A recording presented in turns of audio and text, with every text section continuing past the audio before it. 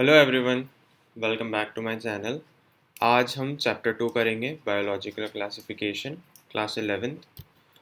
तो इस चैप्टर में ज़्यादा कुछ है नहीं, लेकिन याद करने का काफ़ी है। तो जैसे जैसे मैं आगे चलता जाऊंगा, आप चाहो तो एनसीईआरटी में हाईलाइट करते चलना, या फिर इसके नोट्स बना सकते हैं आप लोग। ठीक है। Since the dawn of civilization, there have been many attempts to classify living organisms. जब से सिविलाइजेशन स्टार्ट हुई है, तब से ऑर्गेनिजम्स को क्लासिफाई करने के नए नए तरीके लोग ढूंढने की कोशिश कर रहे हैं। It was done instinctively, not using criteria that were scientific, but born out of a need to use organisms of our own use. मतलब बहुत ज़्यादा साइंटिफिक वे नहीं था कैरेक्टराइज करने का, क्लासिफाई करने का ऑर्गेनिजम्स को, लेकिन अब हमारी यूज़ के अकॉर्डिंग हम उनको क्लासिफाई करते थे। For food, shelter and clothing, इन चीज़ों के लिए हम अपने ऑर्गेनिजम्स को यूज़ करते थे, तो इसी बेसिस पे हम क्लासीफाई कर देते थे। Aristotle was the earliest to attempt a more scientific basis for classification. Aristotle ने सबसे पहला ऐसा साइंटिस्ट था जिन्होंने क्लासिफिकेशन को साइंटिफिक बेसिस पे स्टार्ट किया। ठीक है। तो he use simple morphological characters to classify plants into trees, shrubs and herbs. Aristotle ने 3 तरीकों से डिस्ट्रीब्यूट किया ट्रीज को, मतलब प्लांट्स को। ट्रीज सबसे ऊंचे, श्रब्स उससे छोटे, हर्ब्स बिल्कुल ग्राउंड से जो टच करके चलते हैं, है ना, जैसे क्रीपर्स होते हैं। He also divided animals into 2 groups, those which had read blood and those that did not. तो अरिस्टोटल ने क्या किया? अरिस्टोटल को ये तो पता नहीं था कि माइक्रो ऑर्गेनिजम्स क्या होते हैं। ठीक है। उस टाइम पे कुछ भी इतना आइडिया नहीं था, माइक्रोस्कोप नहीं था, है ना। तो अरिस्टोटल ने प्लांट्स जो थे उनको 3 कैटेगरीज में डिवाइड किया on the basis of their height. Trees जो थे बहुत बड़े ट्रीज थे, ठीक है, और श्रब्स थे उनसे छोटे, और हर्ब्स थे सबसे नीचे। और एनिमल्स को इन्होंने दो बेस एक बेस पे ये डिवाइड किया। एनिमल्स जिन पे रेड ब्लड सेल थे उनको अलग रखा, और उन एनिमल्स को अलग रखा जिन पे रेड ब्लड सेल नहीं थे। अब अरिस्टोटल को ये नहीं पता होगा कि कॉकरोच में जो काम यहाँ हमारे अंदर रेड कलर का ब्लड करता है, वो काम कॉकरोच के अंदर एक ऐसा लिक्विड होता है जिसका कोई कलर नहीं होता। ठीक है। तो अब ये तो इसको देख के तो आप ये नहीं कह सकते कि उसमें ब्लड है नहीं है, उसमें लेकिन रेड ब्लड नहीं है, तो उसको अलग रख दिया अरिस्टोटल ने। हीमोलिम्फ होता है कॉकरोच में। तो इस बेसिस पे अरिस्टोटल ने 2 चीज़ों को डिवाइड किया, प्लांट्स को 3 चीज़ में डिवाइड किया, और एनिमल्स को 2 पार्ट में डिवाइड किया। एक पार्ट वो जिसमें रेड ब्लड होता है, एक पार्ट वो जिसमें रेड ब्लड नहीं होता।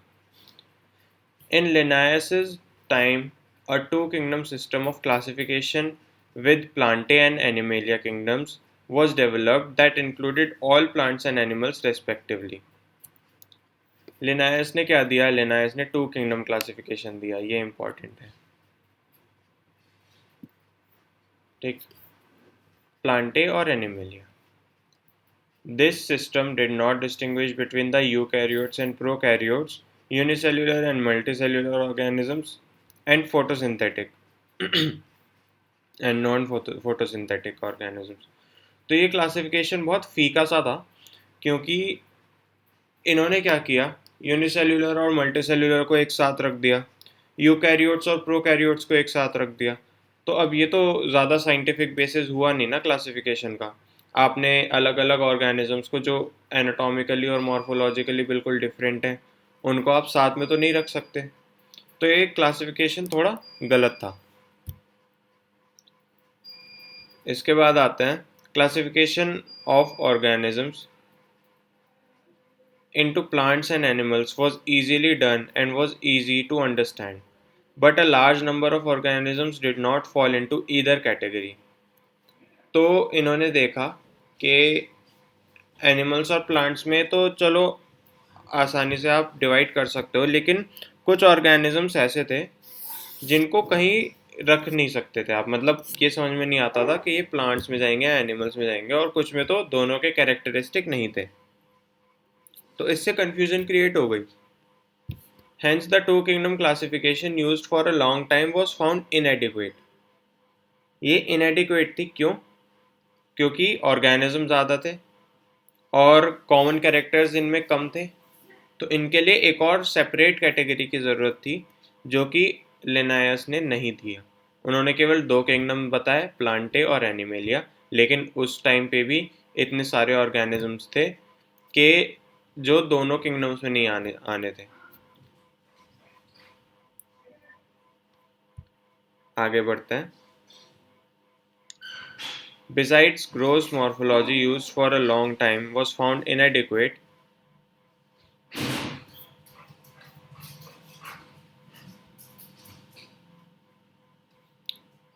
Besides gross morphology, a need was also felt for including other characteristics like cell structure, nature of wall, mode of nutrition, habitat, methods of reproduction, evolutionary relationships, etc.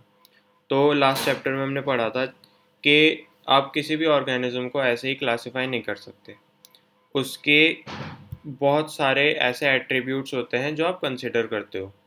जैसे gross morphology, सबसे पहले आप organism को देखोगे कि unicellular है या multi cellular है, फिर देखोगे प्रोकैरियोट है या यूकैरियोट है, फिर देखोगे उसमें सेल वॉल है या नहीं है, फिर देखोगे कि उसका मोड ऑफ न्यूट्रिशन कैसा है, फिर चेक करोगे कि उसका हैबिटेट कैसा है. तो इन बेसिस पे हम क्लासिफाई करते हैं अपने ऑर्गेनिजम्स को. Classification systems for the living organism have hence undergone several changes over the time. Though plant and animal kingdoms have been a constant under all different systems, the understanding of what groups or organisms be included under these kingdoms have been changing. The number and nature of other kingdoms have also been understood differently by different scientists over the time. तो ये कहना चाह रहे हैं कि कोई भी चीज़ constant नहीं है. कई सारे ऐसे ऑर्गेनिजम्स हैं जो थोड़ा सा प्लांट का कैरेक्टर शो करते हैं, थोड़ा सा एनिमल का कैरेक्टर शो करते हैं. तो जो हमारे किंगडम्स का स्ट्रक्चर है वो बार बार चेंज होता रहता है.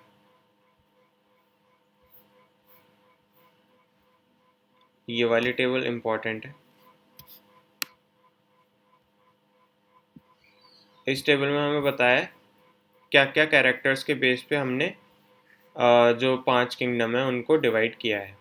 किंगडम 5 होते हैं जो हमारी जो हम कंसिडर करते हैं, जो हम पढ़ते हैं, उसमें 5 किंगडम के अकॉर्डिंग पढ़ते हैं. और ये क्लासिफिकेशन दी थी R.H. विटेकर ने 1969 में. तो सेल टाइप क्या था मोनेरा में? सेल टाइप प्रोकैरियोटिक, और फिर इसके बाद जितने भी है सब में यूकैरियोटिक. केवल मोनेरा में प्रोकैरियोटिक बैक्टीरिया आते हैं. सेल वॉल क्या होती है? सेल वॉल मोनेरा में होती है नॉन सेल्यूलोजिक होती है, पॉलीसेक्राइड प्लस अमाइनो एसिड. तो मोनेरा में मैं आपको बता दूं, मोनेरा में होता है NAG plus NAM, N acetyl glucosamine plus N acetyl muramic. ठीक है. न्यूक्लियर मेम्ब्रेन मोनेरा में एब्सेंट होगी क्योंकि ये प्रोकैरियोटिक है. प्रोकैरियोटिक का मतलब होता है सबसे ज़्यादा पुराने सेल्स. पुराने सेल्स में आप क्या एक्सपेक्ट कर रहे हो? पुराने सेल में ज़्यादा कुछ एक्सपेक्ट नहीं कर सकते आप. तो इसमें जो न्यूक्लियर मेम्ब्रेन है वो भी एब्सेंट होगी, है ना. और इसमें बहुत ज़्यादा डेवलप नहीं होगा ये सेल,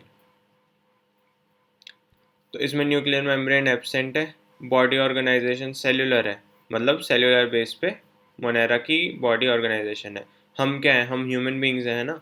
तो हमारी जो बॉडी है वो ऑर्गन सिस्टम से मिल के बनी है, लेकिन मोनेरा में एक ही सेल होता है और वही सारा काम करता है. डाइजेशन का वो काम करेगा, ईजेशन का वो काम करेगा, और खाने का काम करेगा वो. Mode of nutrition autotrophic, chemosynthetic and photosynthetic and heterotrophic, saprophytic, parasitic. तो आपने देखा मोनेरा में कितने सारे मोड ऑफ न्यूट्रिशन है. ठीक है, तो ये PYQ है एक. कि सबसे ज़्यादा सिंपल स्ट्रक्चर लेकिन कॉम्प्लेक्स बिहेवियर किसका है? हमारे मोनेरा का है। मोनेरा का सबसे ज़्यादा सिंपल स्ट्रक्चर है लेकिन कॉम्प्लेक्स बिहेवियर है। सिंपल स्ट्रक्चर क्यों बोला? क्योंकि ये प्रोकैरियोटिक है। और कॉम्प्लेक्स बिहेवियर इसलिए बोला क्योंकि इनके मोड ऑफ न्यूट्रिशन बहुत सारे हैं। अब आते हैं प्रोटिस्टा में। प्रोटिस्टा में क्या देखा आपने? प्रोटिस्टा में अब मोनेरा तो प्रोकैरियोट था, प्रोटिस्टा यूकैरियोट होगा। सारे ऑर्गेनिज्म अब यूकैरियोटिक होंगे, प्रोटिस्टा वाले और उससे आगे वाले। सेल वॉल इसमें होगी प्रेजेंट इन सम, कुछ में प्रेजेंट होगी कुछ में नहीं होगी। तो प्रोटिस्टा की बाउंड्रीज जो हैं वो बिल्कुल स्पेसिफाइड नहीं है। और न्यूक्लियर मेम्ब्रेन इसमें प्रेजेंट होगी क्योंकि यूकैरियोटिक है ऑब्वियसली। बॉडी ऑर्गेनाइजेशन सेल्यूलर है। मोड ऑफ न्यूट्रिशन है ऑटोट्रॉफिक, फोटोसिंथेटिक एंड हेट्रोट्रॉफिक, दोनों हैं। प्रोटिस्टा में आपको पैरासिटिक भी मिलेंगे कुछ ऑर्गेनिजम्स। फिर आते हैं फंगाई में। फंजाई में होता है cell type eukaryotic, cell wall present with chitin. Chitin याद रखना है, फंगस में काइटिन होती है cell wall. Nuclear membrane present, body organisation multicellular और लूज टिश्यू। मल्टीसेल्यूलर और लूज टिश्यू इसलिए बोला है, आपने कभी किसी ब्रेड पे फंगस लगी हुई देखी होगी या खाने वगैरह पे, है ना? तो हमें वो अपनी आंखों से दिख रही है ना? तो मतलब वो मल्टी सेल्यूलर होगी उसकी ऑर्गेनाइजेशन इन अ जनरल वे। कई बार जो हमारे काम आते हैं सबसे ज़्यादा फंगस, वो है सैक्रोमाइसिस सेरिवेसी यानी कि यीस्ट। यीस्ट सिंगल सेल्ड होती है। तो मतलब वो तो आगे हम पढ़ेंगे, क्लास 12 में भी है वो। तो बॉडी ऑर्गेनाइजेशन है मल्टी सेल्यूलर और loose tissue. Mode of nutrition है फंगस का हेट्रोट्रॉफिक, सैप्रोफिटिक या पैरासिटिक। सैप्रोफिटिक में क्या होता है? सैप्रोफिटिक न्यूट्रिशन होता है जब वो डेड एंड डिकेइंग पे से अपना फूड डिराइव करते हैं। पैरासिटिक होता है किसी दूसरे लिविंग ऑर्गेनिज्म पे रह के उसका नुकसान करके खुद का फायदा करते हैं। अब आते हैं हम प्लांटे में। प्लांटे में यूकैरियोटिक सेल होगा, सेल वॉल होगी सेल्यूलोजिक। प्लांटे में सेल्यूलोजिक सेल वॉल होगी, ये ध्यान रखना। प्रेजेंट होगा क्या? Nuclear membrane. टिश्यू और organ level of organisation autotrophic होता है प्लांट्स, ये तो हमें पता है, फोटोसिंथेटिक, है ना? अब आते हैं एनिमेलिया में। एनिमेलिया में आता है यूकैरियोटिक होता है सेल, और जो हमारी सेल वॉल होती है वो एब्सेंट होती है। न्यूक्लियर मेम्ब्रेन प्रेजेंट होती है। टिश्यू, ऑर्गन और ऑर्गन सिस्टम, ये तीनों होते हैं और हेट्रोट्रॉफिक है। होलोजोइक या सैप्रोफिटिक। सैप्रोफिटिक वही है डेड एंड डिकेइंग। होलोजोइक जब हम अपना खाना किसी दूसरे से डिराइव करते हैं। अब दूसरे से डिराइव करना और डेड एंड डिकेइंग से डिराइव करने में डिफरेंस है ना? तो यही डिफरेंस है इन सब में मेन। और ये चीज़ आपको ध्यान रखनी है कि इन कैरेक्टर्स के बेसिस पे हमने 5 किंगडम क्लासिफिकेशन दी थी। Cell type, cell wall, nuclear membrane, body organisation, mode of nutrition. आसान है, याद हो जाएगा। सेल टाइप सबसे पहले यूकैरियोटिक या प्रोकैरियोटिक क्या है? सेल वॉल, इसमें सेल वॉल का क्या कंपोजिशन है? जैसे मोनेरा में मैंने बताया नैग एंड नैम से। प्रोटिस्टा में मैंने बताया किसी में होगी किसी में नहीं होगी। फंगस में मैंने बताया काइटिनस। प्लांटे में मैंने बताया सेल्यूलोजिक। एनिमेलिया में सेल वॉल प्रेजेंट नहीं होती। Nuclear membrane, nuclear membrane Monera में प्रेजेंट नहीं होगी क्योंकि ये प्रोकैरियोटिक है, बाकी सब में प्रेजेंट होगी। बॉडी ऑर्गेनाइजेशन, मोनेरा में सेल्यूलर, प्रोटिस्टा में सेल्यूलर। फंगस से आके थोड़े डेवलप होने जैसे शुरू हुए ना ऑर्गेनिज्म, तो वैसे वैसे जो बॉडी ऑर्गेनाइजेशन में सेल इन्वॉल्व हैं वो बढ़ने लगे। मोड ऑफ न्यूट्रिशन सबसे ज़्यादा मोनेरा दिखाता है डाइवर्सिटी या कॉम्प्लेक्सिटी, और प्रोटिस्टा में ऑटोट्रॉफिक। ये तो खैर इतना इम्पोर्टेंट नहीं है याद रखना, लेकिन फिर भी आप एक बार पढ़ लेना इसे। पढ़ने पे ही समझ में आ जाएगा। मान लो मैं आपसे पूछूं कि ऑटोट्रॉफिक न्यूट्रिशन कौन शो करता है, फोटोसिंथेटिक जो होता है ऑर्गेनिज्म, तो आप बताओगे किंगडम प्लांटे। मैंने पूछा आपसे, मान लो ऑटोट्रॉफिक न्यूट्रिशन कौन शो करता है जिसमें सेल वॉल प्रेजेंट इन सम है, कि केवल कुछ ऑर्गेनिजम्स में ही सेल वॉल होगी, तो आप क्या लिखोगे? प्रोटिस्टा। प्रोटिस्टा क्यों लिखोगे? क्योंकि इसमें ही लिखा है कि प्रेजेंट इन सम। प्लांटे में तो सब में होती है सेल वॉल, सेल्यूलोजिक। अगर ये पूछता कि ऑटोट्रॉफिक और सेल्यूलोजिक सेल वॉल किस में है तो वो प्लांटे आता है। ठीक है, तो इतना डिफरेंस आपको पता चल चुका है। The kingdoms defined by him were named Monera, protista, fungi, Plantae and animalia. तो आर एच विटेकर ने 1969 में जो 5 किंगडम क्लासिफिकेशन दी उसमें ये पांचों किंगडम्स आते हैं। The main criteria for classification used by him include cell structure, body organization, mode of nutrition, reproduction and phylogenetic relationships. तो वही जो हमने यहाँ पे पढ़ा ये important है। Cell type, cell wall, nuclear membrane, body organisation, mode of nutrition, इनके बेसिस पे आर एच विटेकर ने 5 किंगडम की क्लासिफिकेशन दी। The three domain system has also been proposed that divides the kingdom Monera into 2 domains, leaving the remaining eukaryotic kingdoms in the third domain and thereby a 6 kingdom classification. You will learn about this system in detail at higher classes. तो 3 domain system भी propose किया गया है जिससे हम Monera को 2 parts में divide कर देते हैं। ठीक है, तो मोनेरा में जो मेन आते हैं उनको हम कह देते हैं मोनेरा में जो एक तो आते हैं यू बैक्टीरिया, एक आते हैं आर्की बैक्टीरिया। ठीक है, मोनेरा में आर्की बैक्टीरिया जो होते हैं वो सबसे ज़्यादा पुराने होते हैं और यू बैक्टीरिया है वो है थोड़े जो पुराना बैक्टीरिया है उससे ज़्यादा डेवलप्ड है।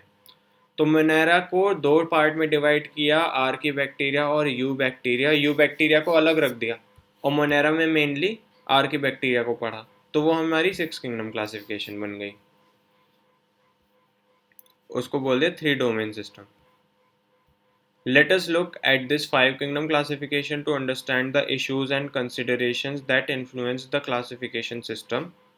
Earlier classification systems include bacteria, blue-green algae, fungi, mosses, ferns, gymnosperms and the angiosperms under plant। बताओ, जो हमारी पुरानी क्लासिफिकेशन थी उसमें उन्होंने फंगस को भी प्लांटे में डाल दिया, ब्लू ग्रीन एल्गी को भी प्लांटे में डाल दिया। ब्लू ग्रीन एल्गी वैसे जनरली किस में आता है, मोनेरा में पढ़ते हैं हम। उसका नाम एल्गी है, इससे ये कंफ्यूज मत करना कि वो प्लांट में आएगा। अभी हम मोनेरा में पढ़ेंगे उसे। तो ये इतने सारे प्लांट जो अलग अलग किंगडम्स में आने थे उन्होंने प्लांट में ही डाल दिए। The character that unified this whole kingdom was that all the organisms included had a cell wall in their cells। तो केवल एक छोटी सी बात पे, केवल इतने से बेसिस पे कि सब पे सेल वॉल है, आपने उसको एक ही किंगडम में डाल दिया। So that is not fair, है ना। जो उसके फंक्शंस हैं, उसकी बॉडी को पढ़ना चाहिए पहले पूरे तरीके से, किस में न्यूक्लियर मेम्ब्रेन है, किस में नहीं है, किसका मोड ऑफ न्यूट्रिशन कैसा है। ये सब पढ़े बिना आपने बस एक कैरेक्टर देखा और उसको एक किंगडम में डाल दिया, तो इस वजह से ये क्लासिफिकेशन थोड़ी गलत होगी। This placed together groups which widely differed in their characteristics. It brought together the prokaryotic bacteria and the blue-green algae, cyanobacteria जो कि developed है, with other groups which were eukaryotic, मतलब ये eukaryotic है। It also grouped together the unicellular organisms and the multicellular organisms. Say, for example, Chlamydomonas and Spirogyra were placed together under algae। तो Chlamydomonas और spirogyra हमारे unicellular organisms हैं, मतलब unicellular, इनको एक तरह से प्लांट्स भी बोल देते हैं क्योंकि इनमें क्लोरोफिल होता है।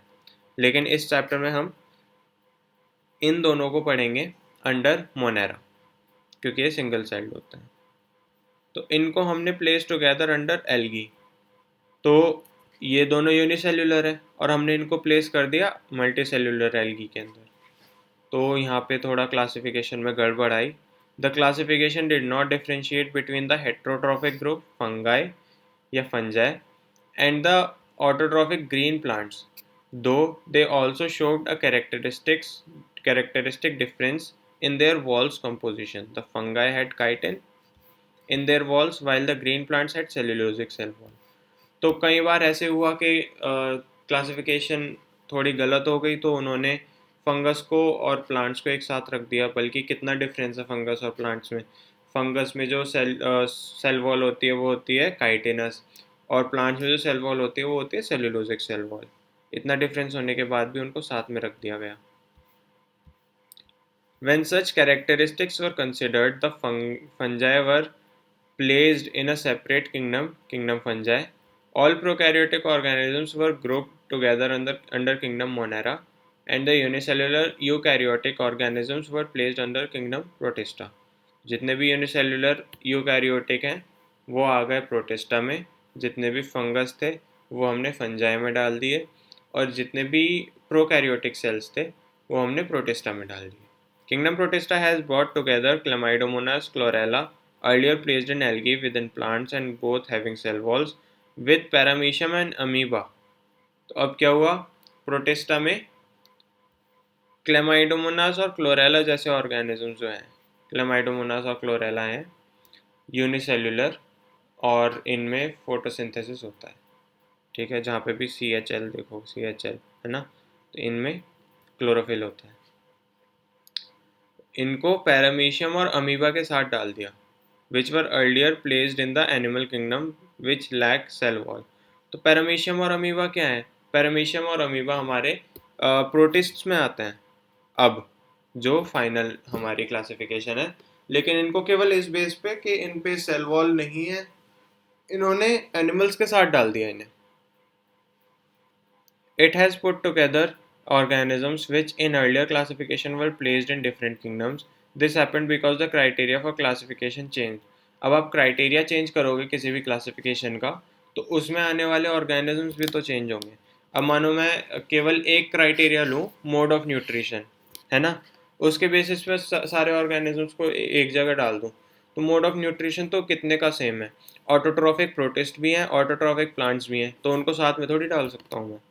लेकिन इस बेस पे कि मैं ये बोल रहा हूँ कि मोड ऑफ न्यूट्रिशन के बेस पे बताया मैंने कि मोड ऑफ न्यूट्रिशन के बेस पे मैं डिवाइड कर रहा हूँ, तो उस बेसिस पे ठीक है वो, क्योंकि ऑटोट्रॉपिक तो है ही दोनों। This kind of changes will take place in future too, depending on the improvement on our understanding of characteristics and evolutionary relationships. अब ये खुद बोल रहे हैं कि जो हमारी क्लासिफिकेशन है वो टाइम के साथ चेंज होती जाएगी। क्यों? क्योंकि हमारी जो अंडरस्टैंडिंग है वो अच्छी होती जाएगी ऑर्गेनिजम्स को लेके। जो ऑर्गेनिजम्स का हमें नहीं भी पता उनका भी पता चलने लगेगा।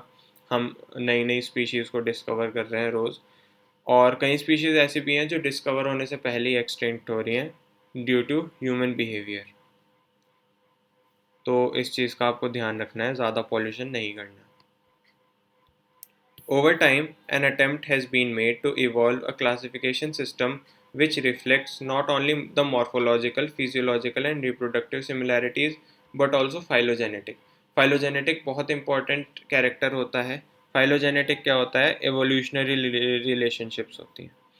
Phylogenetic मतलब पूरे प्लांट का इंटरनल स्ट्रक्चर कैसे डेवलप हुआ, कहाँ से डेवलप हुआ, तो ये सब देख के हम क्लासिफाई करते हैं ऑर्गेनिजम्स को। That is based on evolutionary relationships. In this chapter, we will study characteristics of kingdoms Monera, Protista, and fungi of the Whittaker system of classification.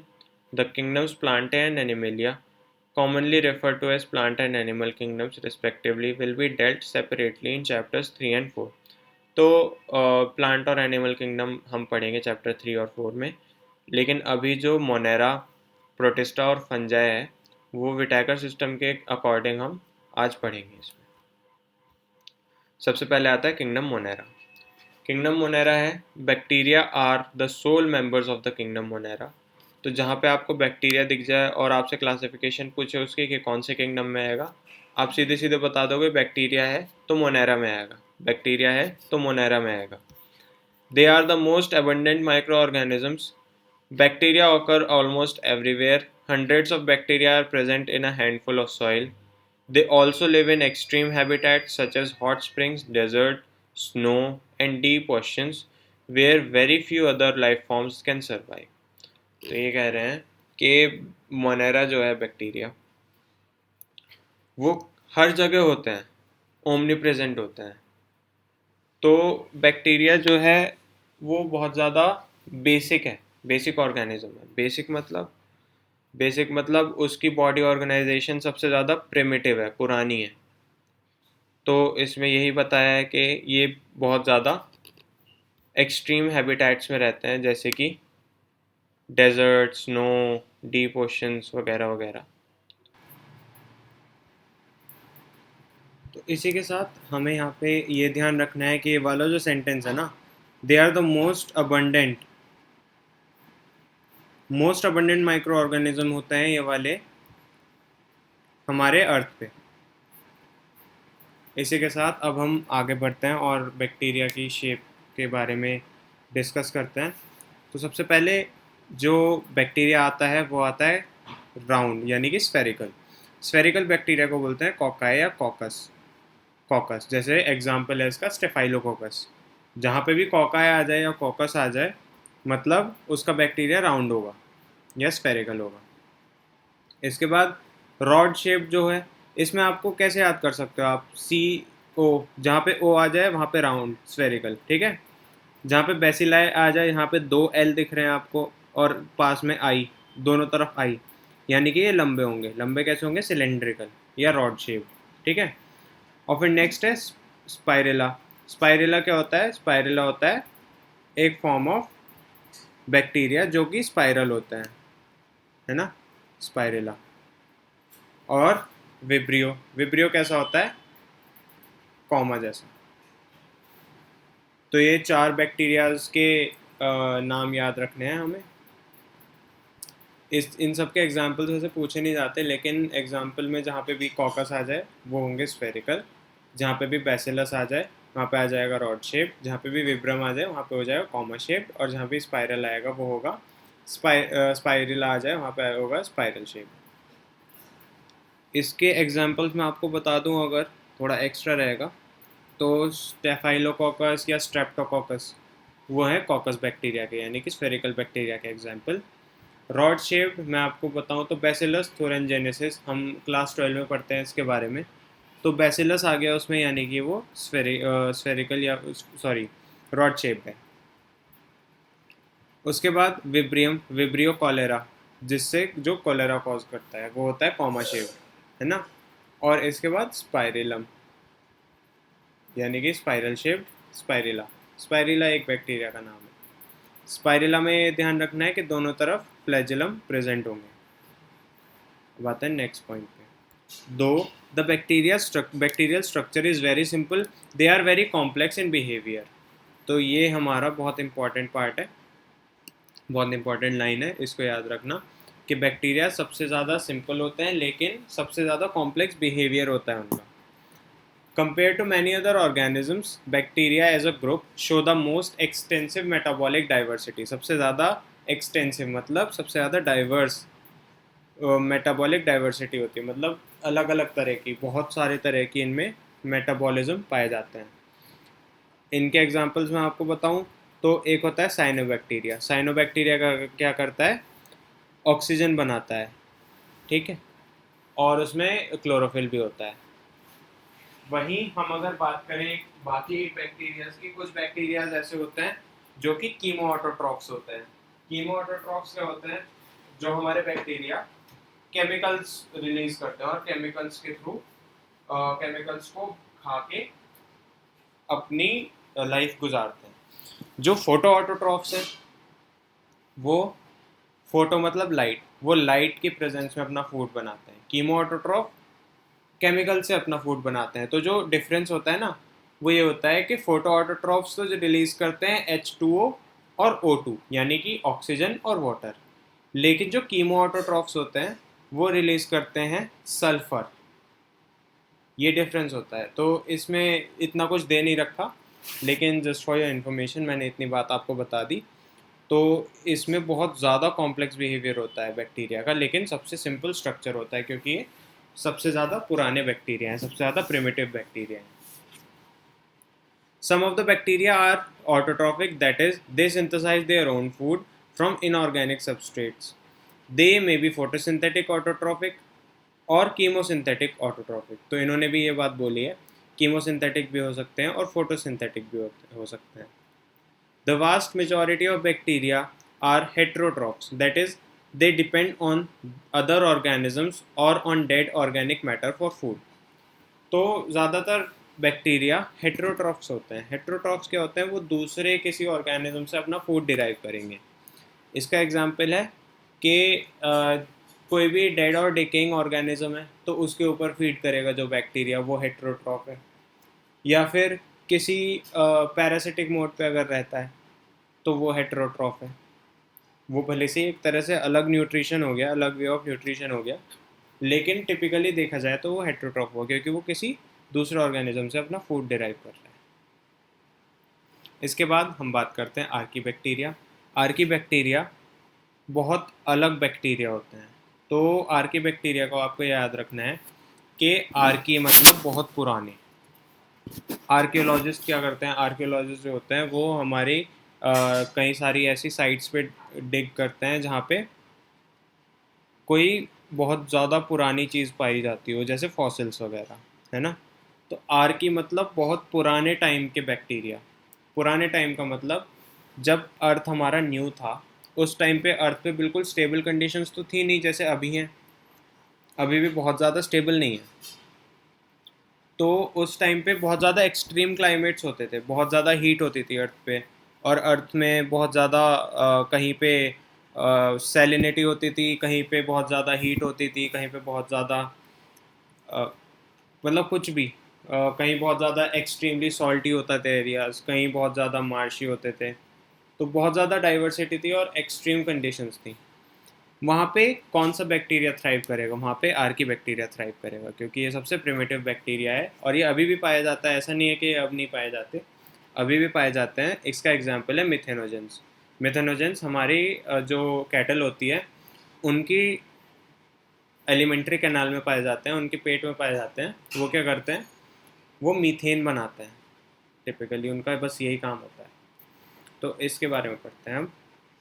These bacteria are special since they live in some of the most harsh habitats such as extreme salty areas, halophiles. जो सबसे ज़्यादा बहुत ज़्यादा salty areas में रहते हैं उनको हम बोलते हैं हेलोफाइल्स। जो हॉट स्प्रिंग में रहते हैं उनको थर्मोएसिडोफाइल्स। जो मार्शी एरियाज में रहते हैं उन्हें मिथेनोजेंस। तो ये 3 टाइप के आर्की बैक्टीरिया हो गए। इसके बाद archaebacteria differ from other bacteria in having different cell wall structure and this feature is responsible for their survival in extreme condition. अब आप ये देखो, जब कोई बैक्टीरिया बहुत ज़्यादा एक्सट्रीम कंडीशंस में रह रहा है तो उसके पास कोई स्पेशल ऐसी सबसे आउटर लेयर तो होनी चाहिए ना, जो उसको प्रोटेक्ट करे आउटर एनवायरनमेंट से। इसलिए इसमें ये बोला गया है कि उनकी बहुत ज़्यादा डिफरेंट सेल वॉल होती है हमारे टिपिकल बैक्टीरिया से। पेप्टाइडोग्लाइकन की सेल वॉल होती है हमारे यू बैक्टीरिया में, और आर्की बैक्टीरिया में इसकी इन्फॉर्मेशन नहीं दी है कि किस किस चीज़ से बना होता है। हमें बस ये याद रखना है कि आर्की बैक्टीरिया और यू बैक्टीरिया में सेल वॉल डिफरेंट होती है। This feature is responsible for their survival in extreme condition, इसलिए ये एक्सट्रीम कंडीशन में रह पाते हैं। Methanogens are present in the gut of several ruminant animals such as cows and buffaloes, and they are responsible for the production of methane biogas from the dung of these animals. तो जो हम biogas बनाते हैं वो किससे बनती है? वो मिथेनोजेंस की हेल्प से बनती है। तो methanogens are present in the gut of several ruminant animals such as cows and buffaloes, and they are responsible for the production of methane biogas from the dung of these animals. इसके बाद बात करते हैं you bacteria की। You bacteria में बहुत अलग अलग तरह के बैक्टीरियाज होते हैं, ठीक है, बहुत ज़्यादा डाइवर्सिटी है इनमें। इनके बारे में पढ़ते हैं। There are thousands of different eubacteria और true bacteria. They are characterised by the presence of a rigid cell wall and if motile a flagellum.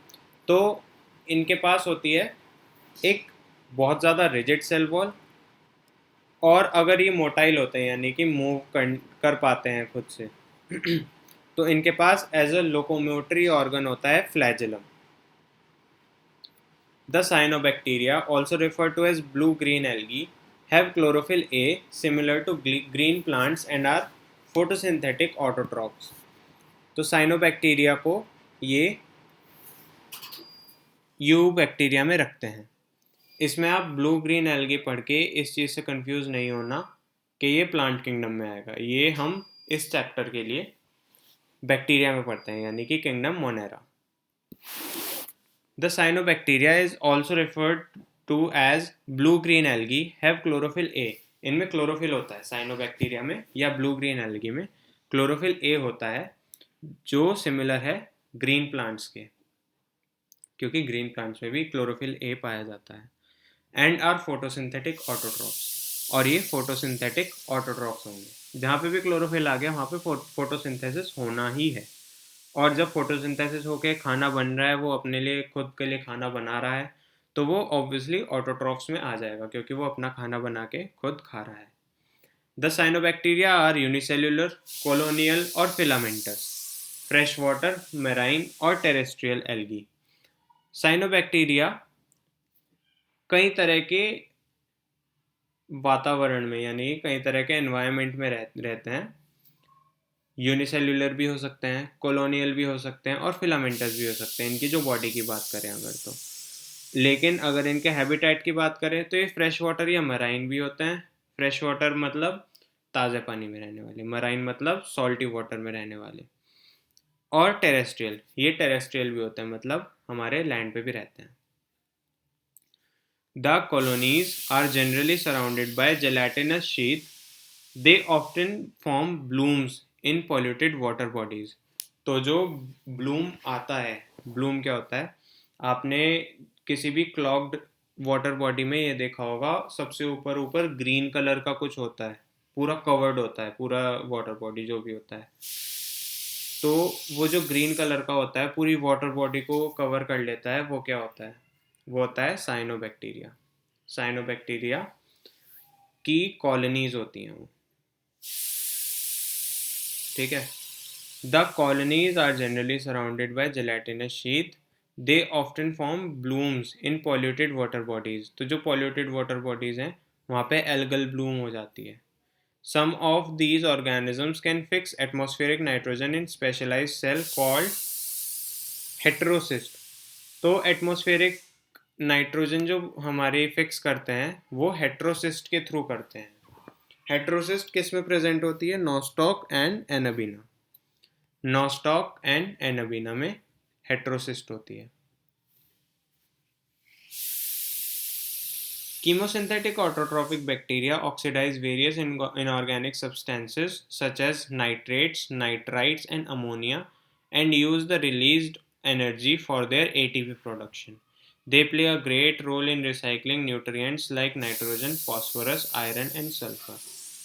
तो कीमोसिंथेटिक ऑटोट्रॉफिक बैक्टीरिया जो होते हैं वो कई सारे और इनऑर्गेनिक सब्सटेंसेस को यूज़ करते हैं और उनसे जो एनर्जी रिलीज होती है उससे अपना एटीपी बना देते हैं। इनका बहुत बड़ा रोल होता है in recycling nutrients like nitrogen, phosphorus, iron and sulphur. जहाँ भी इनऑर्गेनिक सब्सटेंसेस देख लो आप ऐसे, nitrogen, phosphorus, iron and sulphur, वहाँ पे आपको कीमोसिंथेटिक ऑटोट्रॉफिक बैक्टीरिया याद आना चाहिए। Heterotrophic bacteria are most abundant in nature. The majority are important decomposers. Many of them have a significant impact on human affairs. तो जो हेटेरोट्रॉफिक बैक्टीरिया है ये सबसे ज़्यादा अफेक्ट करती है हमें, और इसी के साथ इनमें क्या होता है, ये सबसे इम्पॉर्टेंट होता है हमारे लिए और सबसे ज़्यादा अबंडेंट भी होता है। इम्पॉर्टेंट क्यों? क्योंकि ये डिकम्पोज करते हैं कोई भी चीज़। जो बायोडिग्रेडेबल वेस्ट है वो बायोडिग्रेडेबल क्यों है? इन बैक्टीरिया की वजह से। ये ये बैक्टीरिया उस चीज़ को डिकम्पोज करते हैं, ठीक है। तो ये बहुत ज़्यादा इंपॉर्टेंट होते हैं हमारे लिए bacteria. Many of them have a significant impact on human affairs. They are helpful in making curd from milk. Lactobacillus वो हेटेरोट्रॉपिक है, वो मिल्क को यूज़ करके उसमें उसकी कर्ड बना देता है। Production of antibiotics, fixing nitrogen in legume, roots etcetera. तो ये कुछ एग्जाम्पल्स हैं। Some are pathogens causing damage to human beings, कुछ पैथोजन भी होते हैं बैक्टीरियाज, क्रॉप्स को भी डैमेज पहुंचाएंगे, ह्यूमंस को भी डैमेज पहुंचाएंगे, एनिमल्स को भी, पेट्स को भी। Cholera, typhoid, tetanus, citrus canker are well known diseases caused by different bacteria। तो ये सब बैक्टीरियल डिजीजेज हैं। ये आपको याद रखना है कि cholera, typhoid, tetanus and citrus canker, I am sorry.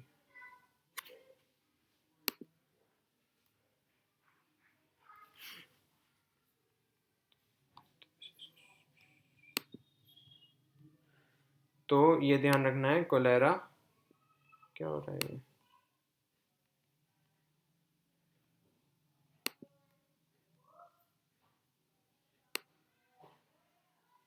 cholera, typhoid, tetanus, citrus canker are well known diseases caused by different bacteria। तो ये बैक्टीरियल डिजीज हैं। Bacteria reproduce mainly by fission. तो मेनली फिजन होता है। Fission क्या होता है, एक बॉडी टूट जाती है कई फ्रेगमेंट्स में, उसे तो फ्रेगमेंटेशन बोलते हैं। फिजन क्या होता है, अगर बाइनरी फिजन है तो वो दो पार्ट में डिवाइड हो जाएगी। अगर केवल फिजन बोला है तो वो कितने भी पार्ट में टूट सकती है, इसको कहते हैं fission. Sometimes under unfavourable conditions they produce spores. जब अनफेवरेबल कंडीशन होगी तो बैक्टीरिया स्पोर्स बनाएगा। स्पोर्स में क्या फ़ायदा होता है, जब फेवरेबल कंडीशन आ जाएगी ना, तो मान लो एक बैक्टीरिया है, ठीक है, एक बैक्टीरियल सेल है और इसके पास अब आ गई अनफेवरेबल कंडीशन। तो जब अनफेवरेबल कंडीशन आई तो इसने स्पोर्स रिलीज़ कर दिए। स्पोर्स जब बैक्टीरिया रिलीज़ करता है ना, वो बहुत ज़्यादा क्वांटिटी में रिलीज़ करता है, बहुत ही ज़्यादा क्वांटिटी में रिलीज़ करेगा। और वो स्पोर्स होते हैं बिल्कुल बिल्कुल शांत, बिल्कुल उनमें कोई एक्टिविटी नहीं होती। वो ऐसे सेल होते हैं, वो बिल्कुल शांत रहते हैं, उनमें कोई ग्रोथ नहीं होती जब तक अनफेवरेबल कंडीशन रहती हैं। जैसे ही फेवरेबल कंडीशन आएंगी, वो जो स्पोर्स होंगे वो डिफरेंशिएट होते होते वो सेल्स मतलब मेटाबॉलिज्म स्टार्ट हो जाएगा उनमें, वो नए बैक्टीरियल सेल बना लेंगे। तो ये फायदा होता है स्पोर बनाने का। Sometimes under unfavourable condition they produce spores, तो वो स्पोर्स बना लेते हैं अनफेवरेबल कंडीशंस में। They also reproduce by a sort of sexual reproduction by adopting a primitive type of DNA transfer from one bacterium to another। तो इनके अंदर एक स्पेशल रिप्रोडक्शन मोड से special mode of sexual reproduction भी पाया जाता है। कंप्लीटली सेक्सुअल रिप्रोडक्शन नहीं है, लेकिन सॉर्ट ऑफ सेक्सुअल रिप्रोडक्शन है। By adopting a primitive type of DNA, एक डीएनए ट्रांसफर कर देते हैं वो from one bacterium to another. The mycoplasma are organisms that completely lack a cell wall। तो माइकोप्लाज्मा के बारे में हमें ध्यान रखना है कि माइकोप्लाज्मा में सेल वॉल नहीं होती, सॉरी, तो माइकोप्लाज्मा में सेल वॉल नहीं होती, वो सबसे छोटे, they are the smallest living cells known and can survive without oxygen. और ये बिना ऑक्सीजन के भी सर्वाइव कर सकते हैं। तो इसमें एक क्वेश्चन इम्पॉर्टेंट ये आता है कि जो पेनिसिलिन है वो कौन सा ऑर्गेनिज्म के अगेंस्ट वर्क नहीं करेगी। तो हमें ये ध्यान रखना है कि जो पेनिसिलिन है वो वर्क करती है सेल वॉल बर्स्ट करने में, ठीक है। मेनली ये रहता है उसका पेनिसिलिन का कि वो सेल वॉल को बर्स्ट करती है और सेल फट जाता है ना। तो माइकोप्लाज्मा पे उसका फ़र्क पड़ेगा या नहीं पड़ेगा। अब माइकोप्लाज्मा में सेल वॉल है ही नहीं, तो उस पर पेनिसिलिन का क्या फ़र्क पड़ेगा, कुछ नहीं पड़ेगा। तो ये बात हमको ध्यान रखनी है, ये फैक्ट हमें याद रखना है। माइकोप्लाज्मा में सेल वॉल नहीं होती, सबसे छोटे ऑर्गेनिज्म होते हैं और मोस्टली पैथोजेनिक होते हैं एनिमल्स और प्लांट्स में। तो इसी के साथ हमारा किंगडम मोनेरा ख़त्म हो चुका है। अब हम बात करेंगे किंगडम प्रोटिस्टा की। किंगडम प्रोटिस्टा ये रहा। All single-celled eukaryotes are placed under protista, but the boundaries of this kingdom are not well defined। जितने भी प्रोटिस्टा हैं वो सारे यूकैरियोट और सिंगल सेल्ड हैं। यूनिसेल्युलर यूकैरियोट्स के लिए आप किस किंगडम के पास जाओगे, आप जाओगे प्रोटिस्टा के पास। Unicellular eukaryotes. अब आप सोच रहे होंगे इसमें फंजाई में क्यों नहीं गए या फिर मोनेरा में क्यों नहीं गए। तो मैं आपको बता दूं, मोनेरा में हमने क्या देखा था, हमने प्रोकैरियोट्स देखे थे, ठीक। अब वो थे तो सिंगल सेल्ड लेकिन प्रोकैरियोट्स थे। प्रोटिस्टा में हम देख रहे हैं सिंगल सेल्ड यूकैरियोट्स। अब हम जब आगे बढ़ जाएंगे फंजाई में चले जाएंगे, फंजाई में क्या होगा, ऑल मल्टी सेल्यूलर यूकैरियोट्स आ जाएंगे। तो एक एक चीज चेंज होती जाएगी हमारी, है ना। अब ऑल सिंगल सेल्ड यूकैरियोट्स आ गए प्रोटिस्टा में। तो आप इसको ऐसे ध्यान रख सकते हो कि मोनेरा में सबसे बेसिक होंगे तो उसमें आ जाएगा प्रोकैरियोटिक और सिंगल सेल्ड। प्रोटिस्टा में थोड़ा डेवलपमेंट होगा, उसमें आ जाएगा सिंगल सेल्ड लेकिन यूकैरियोट। फंगस में जाएंगे, फंजाई में आ जाएगा यूकैरियोटिक मल्टीसेल्यूलर, उसमें केवल एक एक्सेप्शन है, वो है यीस्ट। तो अभी हम बात करते हैं किंगडम प्रोटिस्टा की। All single celled eukaryotes are placed under Protista, Protista में आते हैं। But the boundaries of this kingdom are not well defined, कोई वेल डिफाइंड बाउंड्री है नहीं इस किंगडम की। What may be a photosynthetic protestant to one biologist may be a plant to another. तो ये कन्फ्यूजन है बायोलॉजिस्ट में। Confusion तो नहीं कहूँगा, पर्सपेक्टिव कह सकते हैं कि एक के हिसाब से ये चीज़ है तो दूसरे के हिसाब से वो चीज़ है। एक बायोलॉजिस्ट अगर एक ऑर्गेनिज्म को फोटोसिंथेटिक बैक्टीरिया बोलेगा या फोटोसिंथेटिक प्रोटिस्टन बोल देगा, तो वो सेम चीज़ किसी दूसरे बायोलॉजिस्ट के लिए एक प्लांट हो सकती है। अब ये प्लांट और प्रोटिस्ट में क्यों कन्फ्यूजन क्यों आई, प्रोटिस्ट में कन्फ्यूजन इसलिए आई क्योंकि किसी जब अगर वो फोटोसिंथेटिक बोल रहा है तो फोटोसिंथेटिक हुआ तो उसमें क्लोरोफिल होगा ही होगा। और जो जब भी क्लोरोफिल की बात आ जाती है हमारे माइंड में क्या चीज़ आती है कि ये प्लांट है। तो एक तरह से देखा जाए तो ये फोटोसिंथेटिक प्रोटिस्टन जो है ये प्लांट ही तो है। जब वो फोटोसिंथेसिस कर रहा है, अपना खाना बना रहा है, ऑटोट्रॉफिक न्यूट्रिशन है, बस उसे हम ये बोल देंगे कि सिंगल सेल्ड प्लांट है ना। लेकिन अगर कोई दूसरा बायोलॉजिस्ट अपने हिसाब से देखे, मतलब अपने पर्सपेक्टिव से देखे, तो उसके हिसाब से वो फोटोसिंथेटिक प्रोटिस्टन है कि बस वो है तो प्रोटिस्ट किंगडम प्रोटिस्टा में, लेकिन फोटोसिंथेसिस ये तो कर रहा है, उसके लिए फोटोसिंथेसिस इतना इम्पोर्टेंस नहीं रखता। अब आगे बढ़ते हैं। In this book, we include chrysophytes, dinoflagellates, euglenoids, slime molds and protozoans under Protista. तो इस बुक में हम ये पांच चीज़ों के बारे में पढ़ेंगे प्रोटिस्टा के अंदर। क्या है? Chrysophytes, dinoflagellates, euglenoids, slime moulds and protozoans. तो ये हमें याद रखना है कौन कौन से क्या क्या हैं। वो आपको तभी याद हो जाएंगे जब मैं एग्जांपल्स बताऊंगा इसके। Members of Protista are primarily aquatic. तो प्रोटिस्टा के मेंबर्स प्राइमरीली एक्वेटिक हैं। This kingdom forms a link with the others dealing with plants, animals and fungi. तो ये एक लिंक बनाता है between plants, animals and fungi के बीच में। तो ये चीज़ हमें ध्यान रखनी है। प्रोटिस्टा क्या है? Protista is the link between fungi, plants and animals. Being eukaryotes, the protestant cell body contains a well-defined nucleus and other membrane-bound organelles. तो obviously हमने starting में क्या पढ़ा कि यूकैरियोट्स हैं। तो इनमें यूकैरियोट्स में well-defined nucleus होगा और बाकी के membrane-bound organelles भी होंगे। Some have flagella और cilia, कुछ में flagella और cilia भी हो सकते हैं।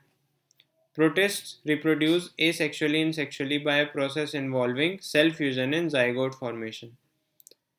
तो ये चीज़ बहुत बेसिक है साइंस में, आपको अभी इतना आइडिया शायद ना हो इसके बारे में, या होगा। जब सिंगल सेल होता है तो उसको हम गैमीट भी बोल देंगे कई बार। गैमीट क्यों बोलेंगे? आप देखो, हम होते हैं, हमारी जो भी कोई भी सेल उठा के देखोगे ना आप, स्किन का सेल ले लो या फिर कोई आरबीसी ले लो, वो होगा डिप्लॉइड। डिप्लॉइड मतलब 2n। तो जब 2n है और हमारे जब गैमीट्स बनेंगे, यानी कि मेल में स्पर्म बनेगा, फीमेल में ओवम बनेगी, तो वो जो गैमीट्स प्रोड्यूस करते हैं वो मियोसिस के थ्रू करते हैं। मियोसिस में क्या होता है, मियोसिस में जो 2n वैल्यू थी हमारे एक सेल की, वो n बच जाती है, केवल केवल n रह जाती है एक सेल में, है ना। तो जो गैमीट्स फ्यूज़ करेंगे जब, तो वो n प्लस n क्या बना लेंगे, वो 2n बना लेंगे, तब जाके बनता है एक जाइगोट।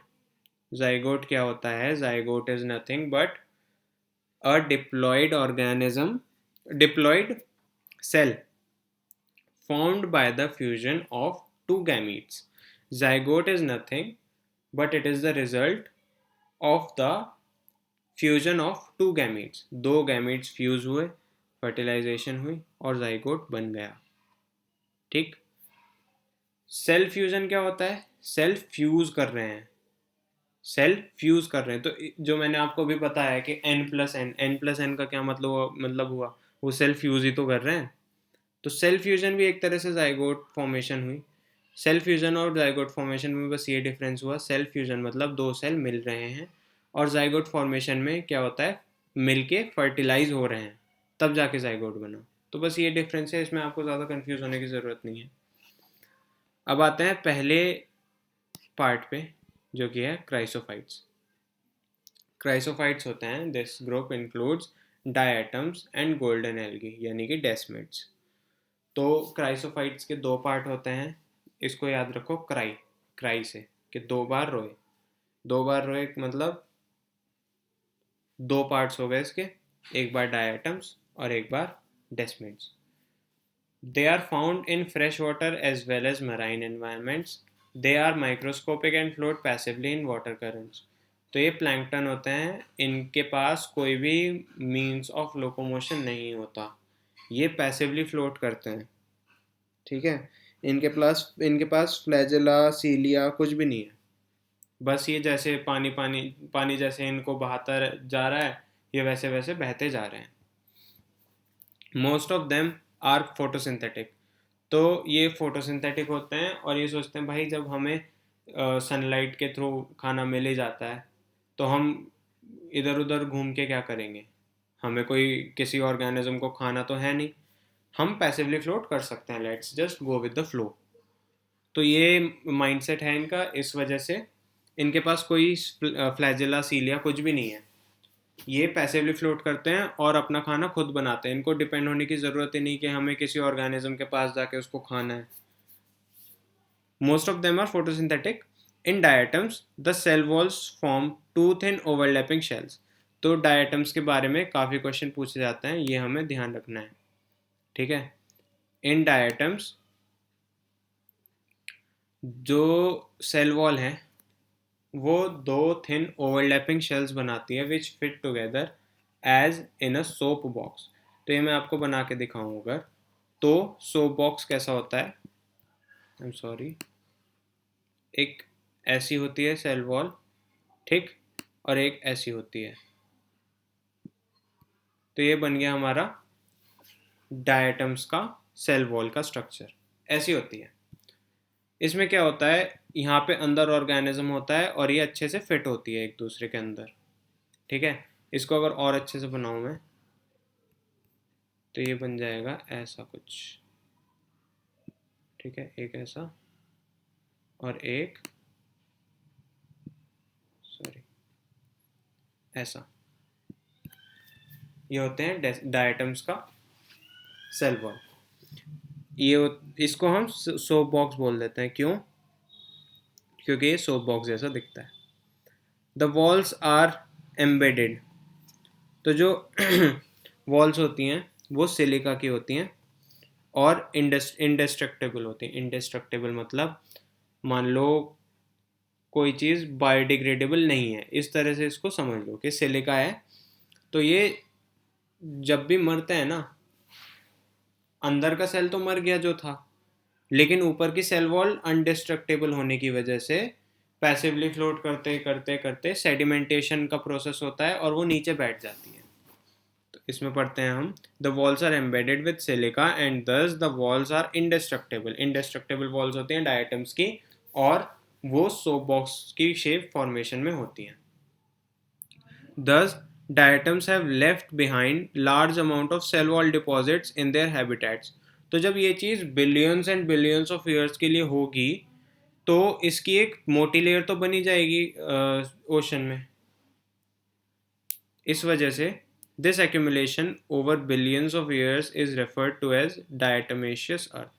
डायटमेशियस अर्थ का मतलब जब भी सिलिका बहुत ज़्यादा एक्यूमुलेट हो जाए ओशन बेड पे, तो किस वजह से? डायटम्स के मरने की वजह से। उनकी वॉल होती है सिलिका की, उनकी सेल वॉल की शेप होती है सोप बॉक्स की, तो वो बनाते हैं डायटमेशियस अर्थ। Being gritty, this soil is used in polishing, filtration of oils and syrups. अब आपने ये देखा होगा कई सारी फैक्ट्रीज में जब पॉलिश करते हैं किसी भी चीज़ को, तो उसको कोई ऐसी मशीन में डाल देते हैं जिसमें पत्थर इधर उधर होते रहते हैं, तो उससे वो पॉलिश हो जाती है ना।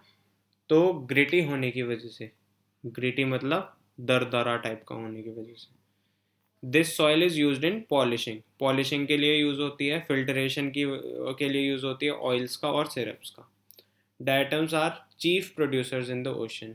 चीफ प्रोड्यूसर मतलब जैसे कि एक ओशन का मेन जो प्रोडक्ट होता है, यानी कि जो उसका फूड वेब होता है, उसमें सबसे ज़्यादा इम्पॉर्टेंट जो चीज़ है वो डायटम्स है। तो इसमें मेनली डायटम्स की बात करिए। गोल्डन एल्गी के बारे में ज़्यादा कुछ बोला नहीं, बस इनके बारे में ये बताया कि ये ऑर्गेनिजम्स पैसिवली फ्लोट करते हैं, और ये चीज़ सेम चीज़ डायटम्स के लिए भी बोली गई है। आगे बढ़ते हैं डाइनोफ्लैजिलेट्स की तरफ। Dinoflagellates, these organisms are mostly marine and photosynthetic. Marine mostly होते हैं ये, और फोटोसिंथेटिक होते हैं। They appear yellow, green, brown, blue और red depending on the main pigments present in their cells. तो ये बहुत रंग बिरंगे किस्म के लोग होते हैं, ये अलग अलग कलर्स में आते हैं। The cell wall has stiff cellulose plates on the outer surface. Most of them have two flagella. तो इसमें जो डाइनोफ्लैजिलेट में डाई है, डाई का मतलब है दो, इनमें होते हैं दो फ्लैजिला। ठीक है, याद हो गया कि डाइनोफ्लैजिलेट में दो फ्लैजिला होते हैं। फ्लैजिलेट्स, डाई फ्लैजिलेट्स मतलब दो फ्लैजिला।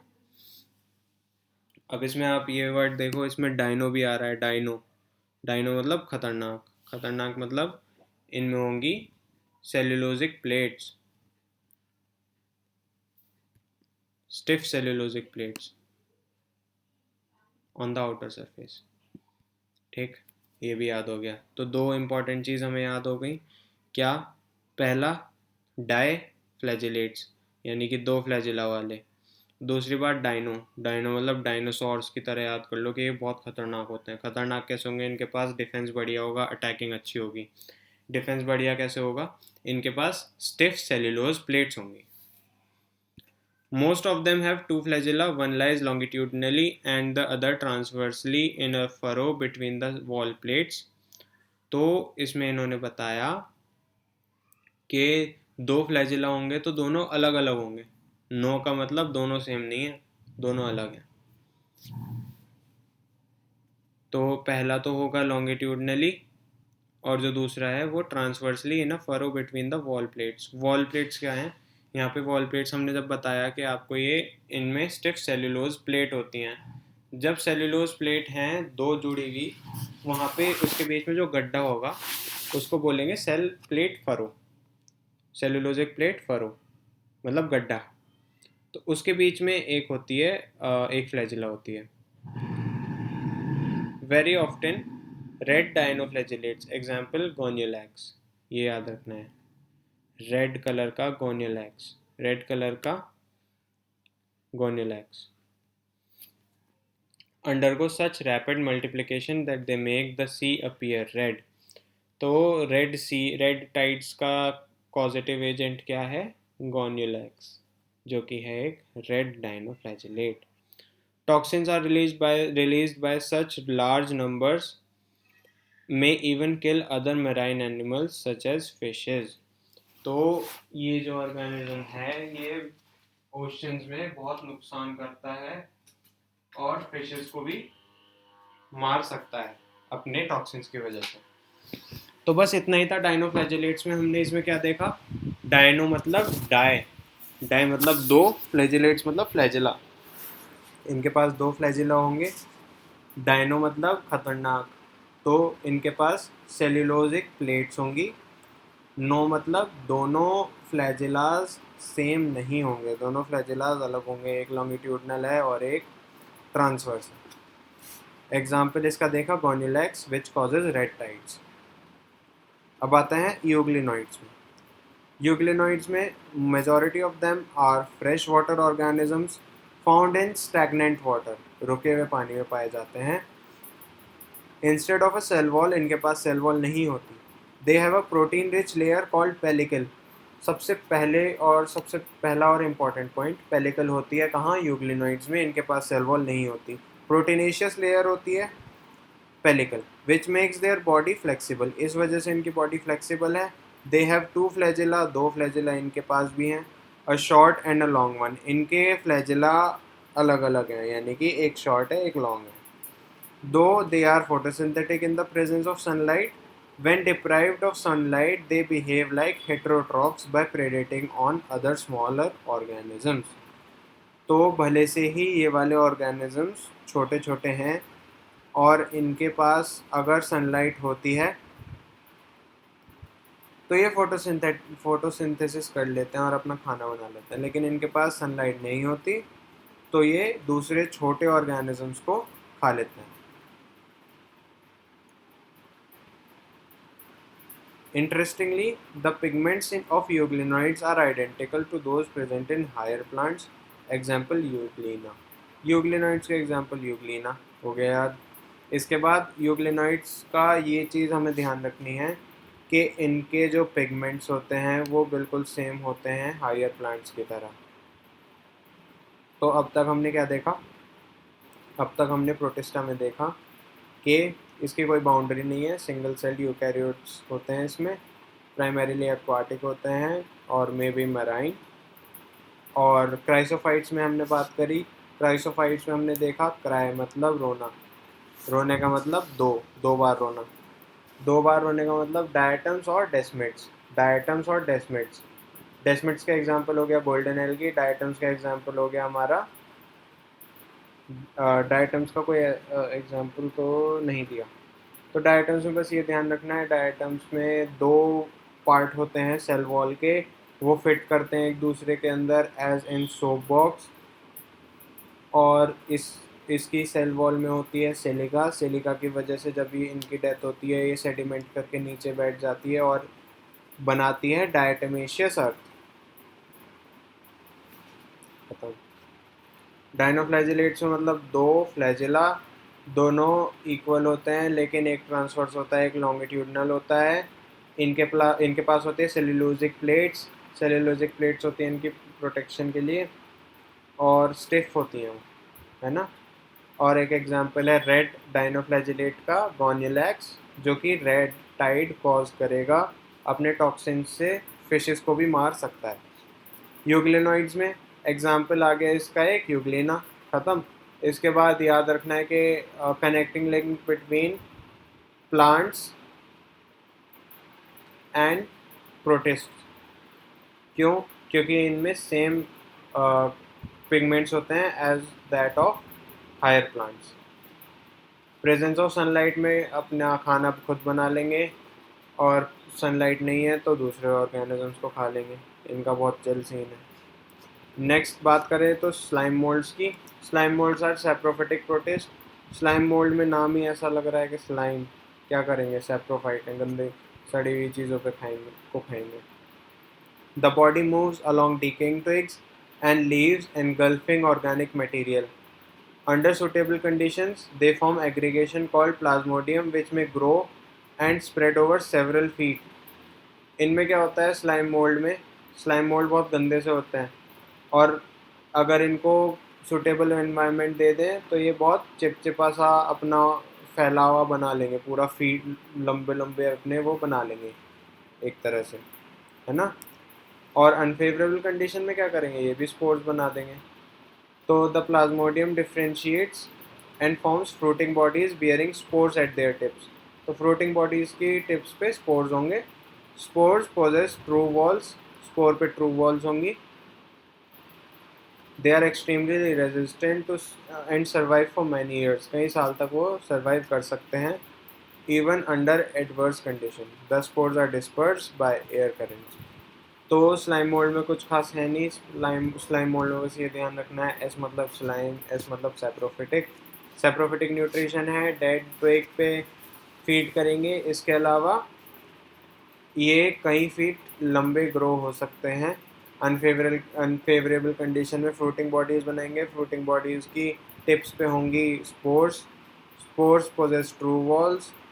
एक्सट्रीमली जो स्पोर्ट्स हैं वो तो मैंने आपको बताया ही, बहुत ज़्यादा रेजिस्टेंट होते हैं एडवर्स एनवायरनमेंट के लिए, और एडवर्स एनवायरनमेंट के लिए ही तैयार किए जाते हैं जिससे ऑर्गेनिज्म अपनी पॉपुलेशन को कंजर्व रख सके अनफेवरेबल कंडीशंस के अंदर भी। अब आता है protozoans. Protozoans, all protozoans are heterotrophs and live as predators or parasites. Protozoans में जितने भी गंदे ऑर्गेनिज्म हैं जो हमें डिजीज़ कॉज करते हैं वो लिख देना, इसके एग्जाम्पल अभी बताएंगे। They are believed to be primitive relatives of animals. Primitive relative of animal protozoans होते हैं, पहले इंपॉर्टेंट लाइन। तो प्रोटोजोन्स में हमने पढ़ा कि all protozoans are heterotrophs and live as predators or parasites. Parasites या प्रेडेटर्स की तरह रहते हैं। They are believed to be primitive relatives of animals. Animals के प्रिमिटिव रिलेटिव्स हैं protozoans.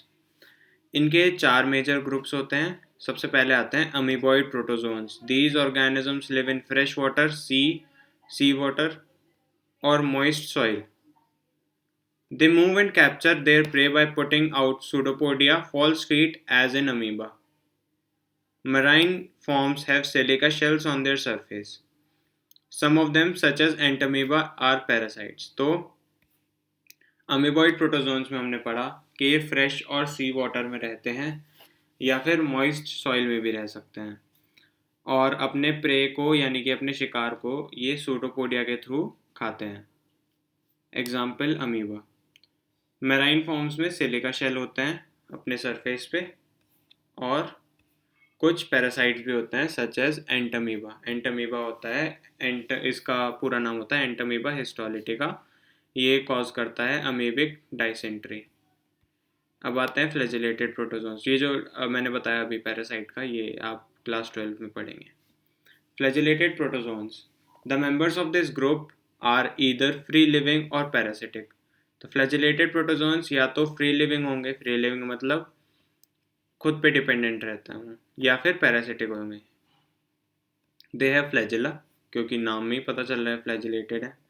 The parasitic forms cause diseases such as sleeping sickness. Sleeping sickness होता है, और इसका एग्जाम्पल है ट्रिपेंजोमा।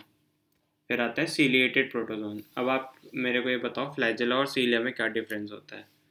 फ्लैजिला में ये होता है कि ये लोकोमोशन के काम आता है, ठीक, और फ्लैजिला लॉन्ग होता है। इसके अलावा फ्लैजिला ज़्यादा नहीं होता, मतलब नंबर में कम होता है, जैसे मैक्स टू मैक्स 3 या 4 फ्लैजिला हो गए किसी ऑर्गेनिज्म पे। और सीलिया में क्या डिफरेंस है, सीलिया होगा तो वो पूरी बॉडी पे होता है। सीलिया बहुत ज़्यादा नंबर में होता है और बहुत शॉर्ट होता है, और ये लोकोमोशन में इसका इतना रोल नहीं होता। इसका मेन जो रोल होता है वो होता है फूड का मूवमेंट में। आप इसे पढ़े हुए देखो। Ciliated protozoans, these are aquatic, actively moving organisms because of the presence of thousands of cilia. अब cilia हैं thousands, तो इसलिए इसमें मूवमेंट हो रहा है। They have a cavity या gullet that opens to the outside of the cell surface. The coordinated movement of rows of cilia causes the water laden with food to be steered into the gullet. तो cilia ने क्या किया, खाना देखा, खाने पे touch किया और उसको स्टेयर कर देते हैं, मतलब कोऑर्डिनेशन से अपना मूवमेंट करते करते वो फूड गलेट, मतलब गलेट इसका माउथ होता है एक तरह से, ये समझ लो, तो माउथ तक पहुंचा देता है सीलिया। तो मेन फंक्शन इसका ये है कि ये हमारे खाने को माउथ तक पहुंचाता है। बाकी एक सेकेंडरी फंक्शन इसे बोल सकते हैं कि ये लोकोमोशन कराता है। इसका एग्जाम्पल है पैरामीशियम। फिर आता है sporozoans. This includes diverse organisms that have an infectious spore-like stage in their life cycle. तो इसमें कई सारे ऑर्गेनिज्म आते हैं जिनमें एक इन्फेक्शियस स्पोर लाइक स्टेज होती है लाइफ साइकिल में उनकी। The most notorious is Plasmodium. Plasmodium की जो स्पीशीज़ है या जीनस है प्लाज्मोडियम, वो मलेरियल पैरासाइट है, मलेरिया कॉज करता है वो, ठीक है। और ये जो मलेरिया वाली डिजीज़ है, ये ह्यूमन पॉपुलेशन पे बहुत गंदा असर डाल रही है, मतलब ह्यूमन पॉपुलेशन को कम कर रही है।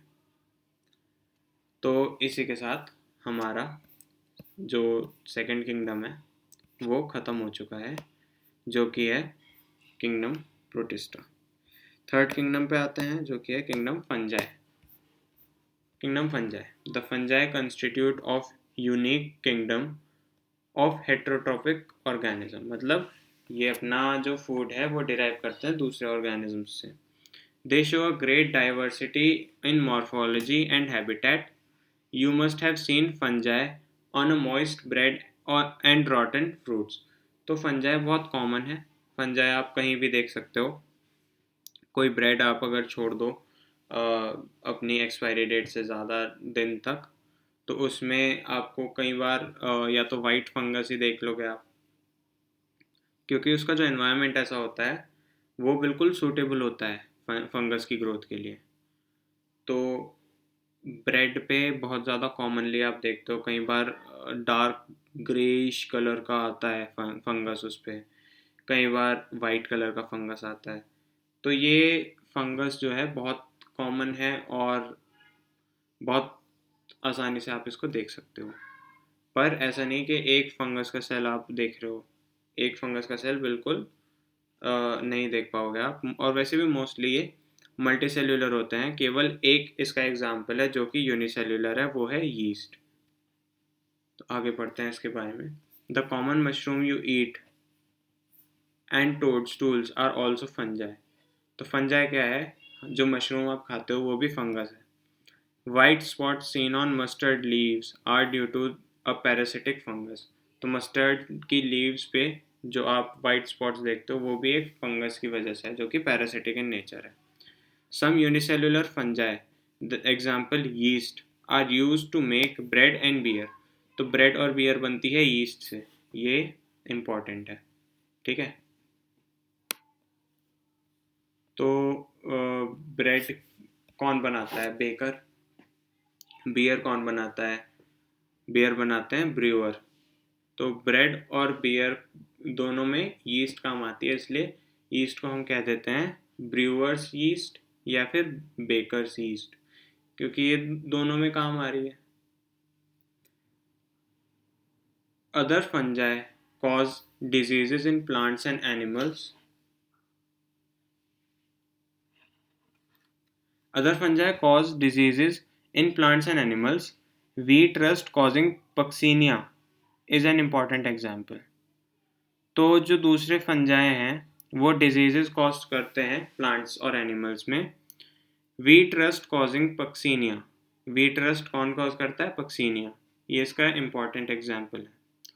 Some are the source of antibiotics, example Penicillium. तो पेनिसिलियम ऐसा फंगस है जिससे हम यूज़ करते हैं, जिससे हम लेते हैं, सोर्स करते हैं antibiotics.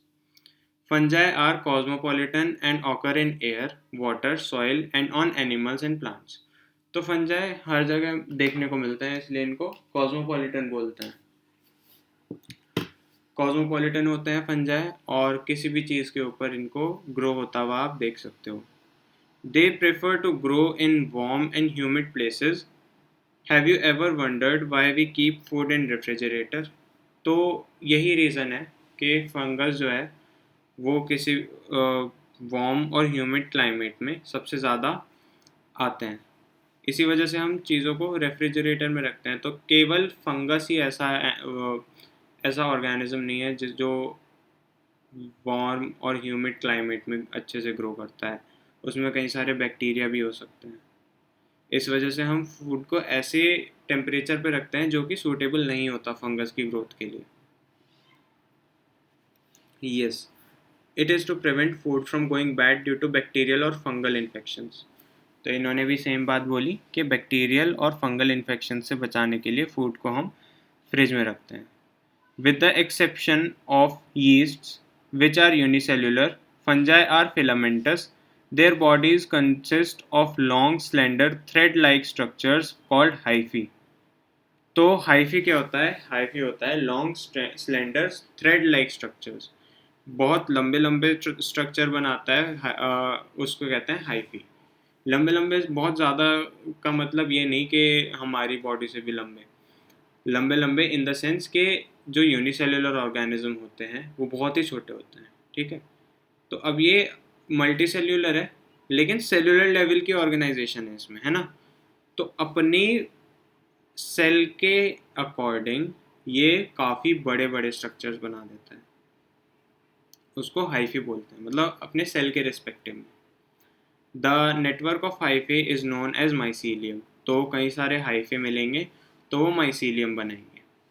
Some hyphae are continuous tubes filled with multinucleated cytoplasm. तो कुछ हाइफे कंटिन्यूस ट्यूब्स होते हैं जिनमें मल्टीन्यूक्लिएटेड साइटोप्लाज्म होता है। These are called coenocytic hyphae. ये होती हैं coenocytic hyphae.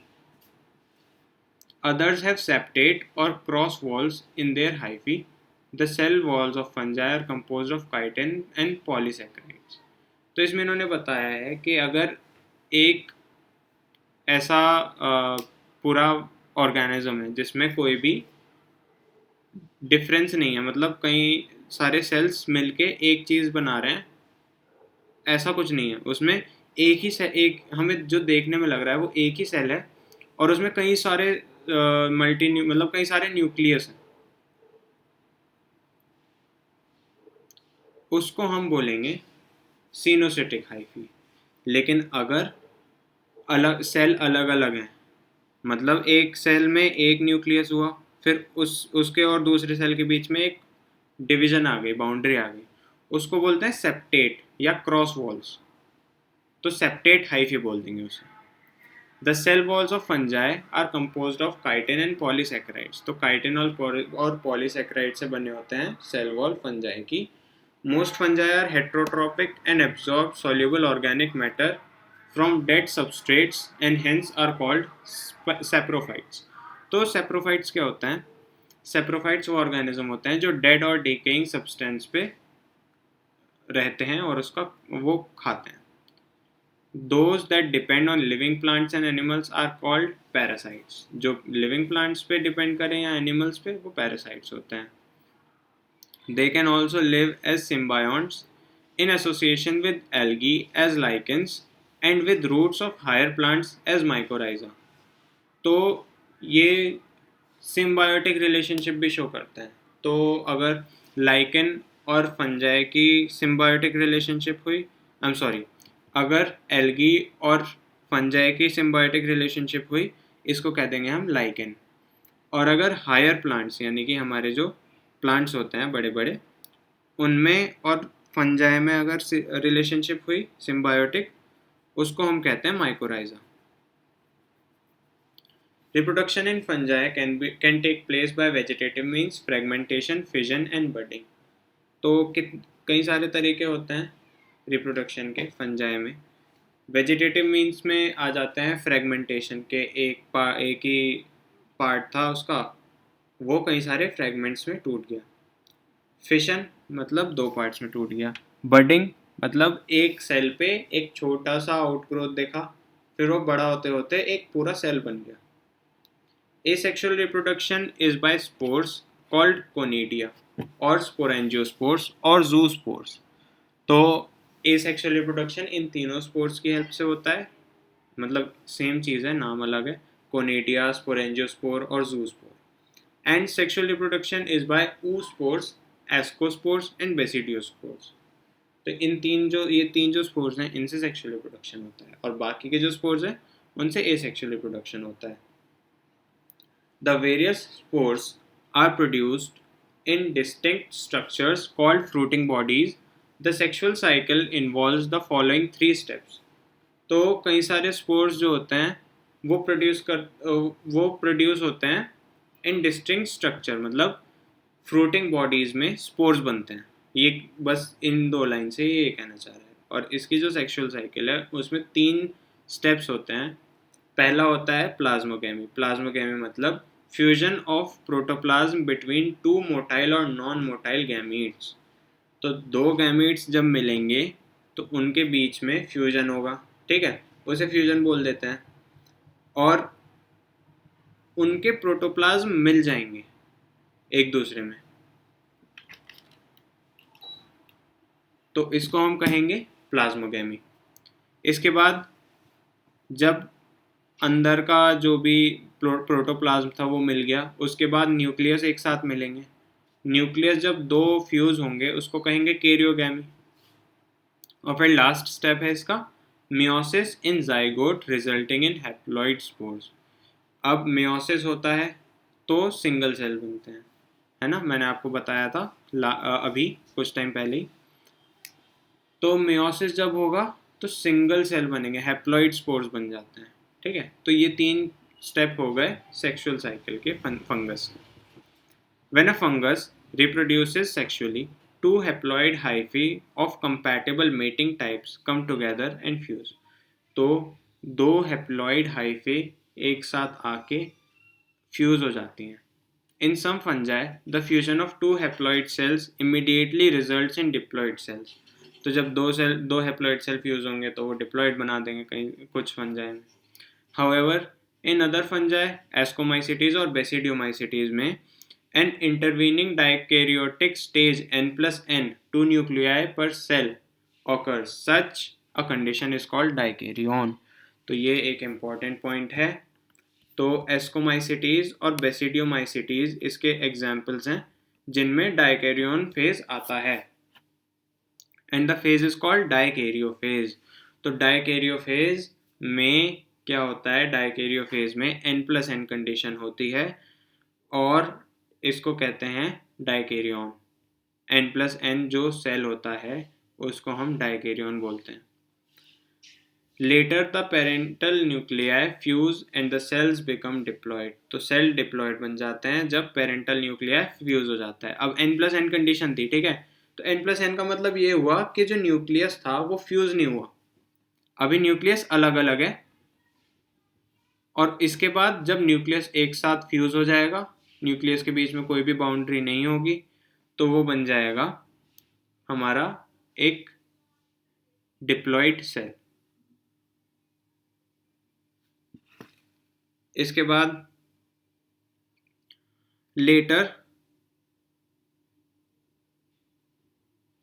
later the parental nuclei fuse and the cells become diploid.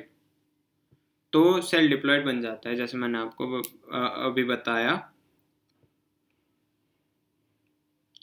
इसके बाद the fungi form fruiting bodies in which reduction division occurs.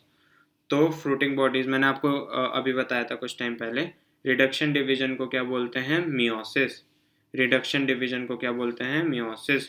तो जो डिप्लॉयड सेल है उसी में मियोसिस होगा। अब n/2 थोड़ी होगा कोई या तो 2n होगा, या तो हैप्लॉइड होगा या डिप्लॉयड होगा। डिप्लॉयड क्या होता है 2n, हैप्लॉइड क्या होता है n। तो अगर हमें किसी भी चीज़ को हाफ करना है तो हम उसको n/2 नहीं कर सकते, ठीक है, बस इतना अभी आप ध्यान रखो, n/2 कभी नहीं होगा। आप 2n को n कर सकते हो, यानी कि जब कोई क्या नाम है, जब कोई डिप्लॉयड सेल है आप उसको हैप्लॉइड कर सकते हो, ठीक है। हैप्लॉइड को आप उसका भी हाफ नहीं कर सकते। हैप्लॉइड को आप कंजर्व रख सकते हो, कैसे, इक्वेशनल डिवीजन से। इक्वेशनल डिवीजन होती है माइटोसिस। ये हम पढ़ेंगे सेल साइकिल में। अभी के लिए आप बस इतना याद रखो कि जब भी कोई सेल डिप्लॉयड होगा उसमें रिडक्शन डिवीजन हो सकता है, और अगर कोई हैप्लॉइड सेल है उसमें रिडक्शनल डिवीजन नहीं होगा। तो जो डिप्लॉयड सेल बना फ्रूटिंग बॉडीज में, जो रिडक्शन डिवीजन हुआ उससे बने हैप्लॉइड स्पोर्स। तो डिप्लॉयड बॉडी से हैप्लॉइड स्पोर्स बन जाते हैं। The morphology of mycelium made of spore formation and fruiting bodies form the basis for the division of the kingdom into various classes. तो इस किंगडम में भी कई सारी क्लासेस हैं। इसके एग्जांपल्स हैं फाइकोमाइसिटीज, एस्कोमाइसिटीज, बेसिडियोमाइसिटीज और ड्यूट्रोमाइसिटीज। तो स्टार्ट करते हैं। फाइकोमाइसिटीज में क्या होता है? Members of phycomycetes are found in aquatic habitats and on decaying wood in moist and damp places or as obligate parasites in plants. तो ये तीन तरीके से पाए जाते हैं, या तो एक्वेटिक हैबिटेट्स में पाए जाएंगे, ठीक, या फिर decaying wood in moist and damp places, या फिर सड़ती हुई वुड में, और या फिर obligate parasites on plants. The mycelium is aseptate and सिनोसिटिक.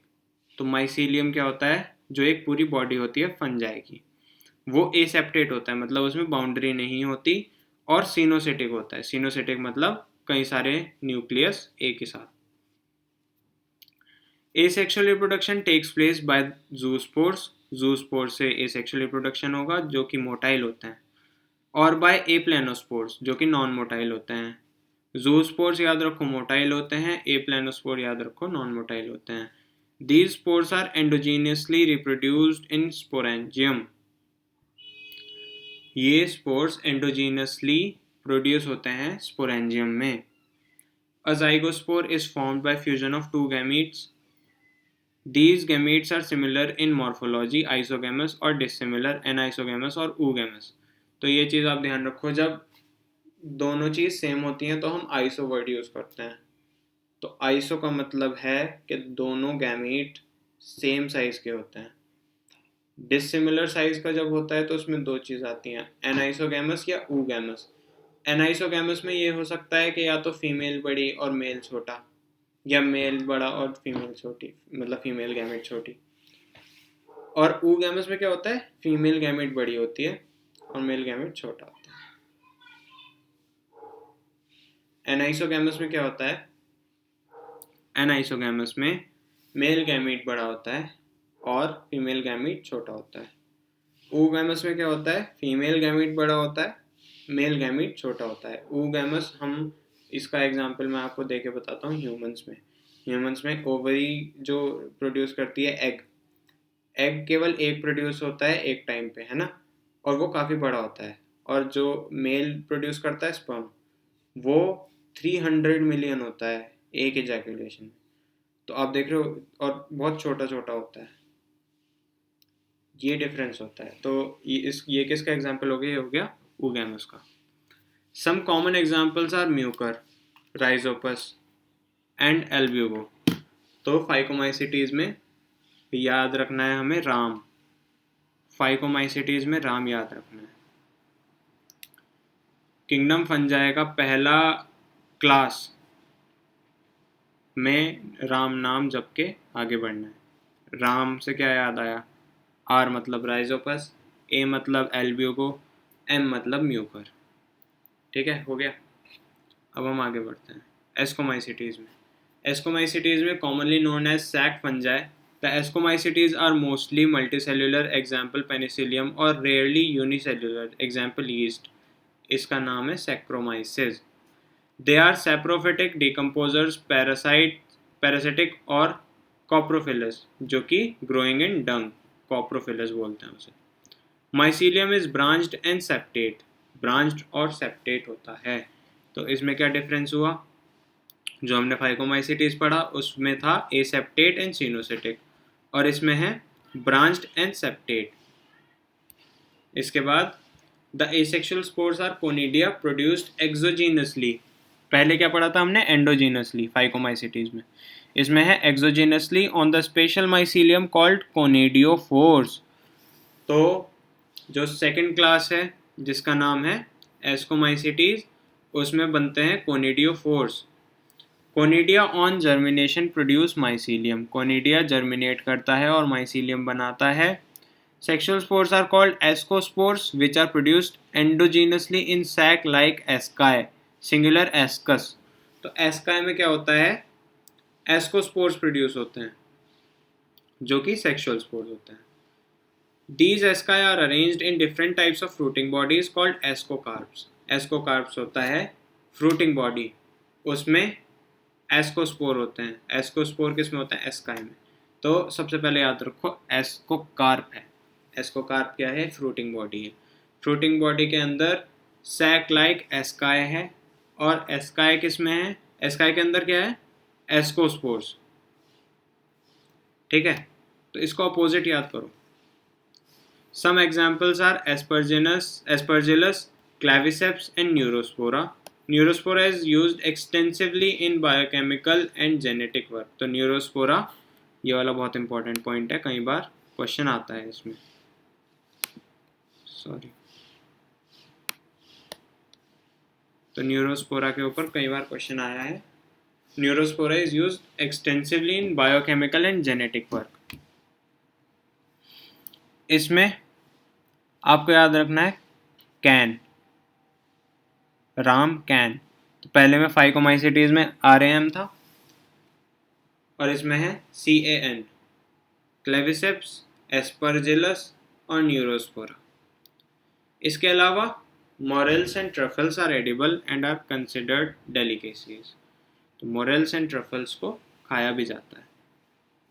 इसके अलावा ये दोनों भी याद रखना है, मोरेल्स एंड ट्रफल्स। अब आते हैं basidiomycetes. Commonly known forms of basidiomycetes are mushrooms, bracket fungi और puffballs। तो ये common known forms हैं, यानी कि examples हैं। They grow on soil, on logs and tree stumps and in living plant bodies as parasites, example rusts and smuts। तो ये parasitic भी हो सकते हैं या फिर saprophytic भी हो सकते हैं, on logs and tree stumps। The mycelium is branched and septate. तो इसमें भी ब्रांच्ड एंड सेप्टेट है।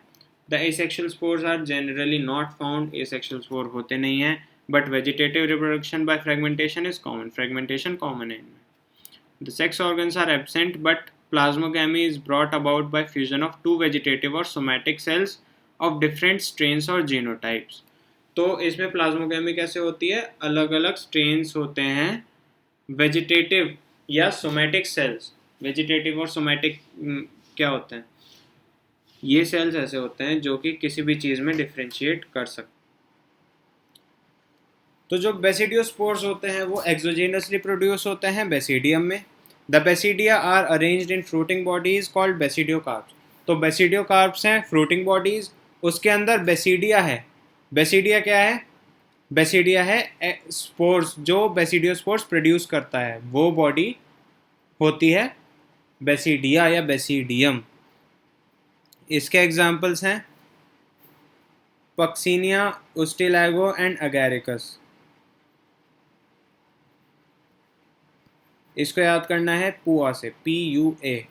बेसिडियोमाइसिटीज में पुआ, Puccinia, Ustilago and Agaricus. Deuteromycetes commonly known as imperfect fungi. तो ड्यूट्रोमाइसिटीज हमें याद रखना है सबसे ज़्यादा बकवास फंजाई है। जो भी इसमें सबसे कॉमन चीज़ आपको याद रखनी है, इसका सबसे ज़्यादा कॉमन फीचर ये है कि इसमें सेक्सुअल रिप्रोडक्शन शो नहीं होता है, इसलिए इसको इम्परफेक्ट फंजाई बोलते हैं। तो इसके बारे में पढ़ते हैं अब।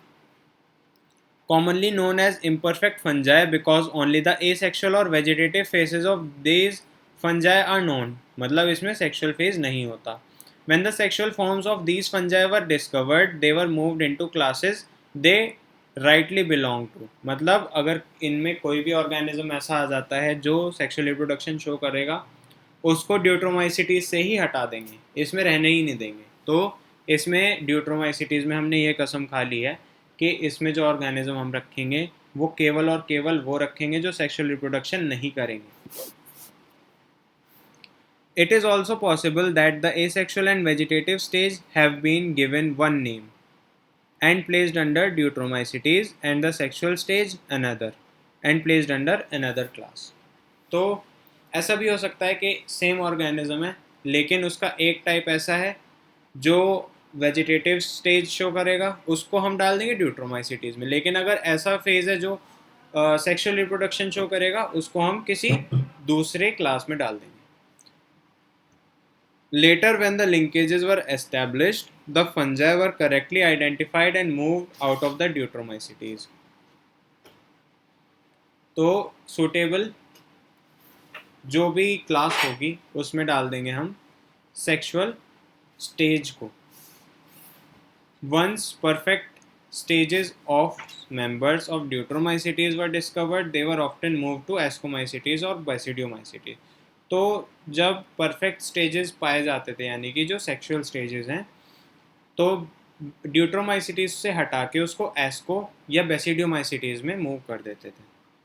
The deuteromycetes reproduce only by asexual spores known as conidia. तो अभी तक हमने इतनी बार पढ़ लिया है कि एसेक्सुअल स्पोर्स को कोनिडिया बोलेंगे. The mycelium is septate and branch. तो यहाँ भी माइसीलियम सेप्टेट और ब्रांच्ड है. Some members are saprophytes and parasites while a large number of them are decomposers of litter and help in mineral cycling.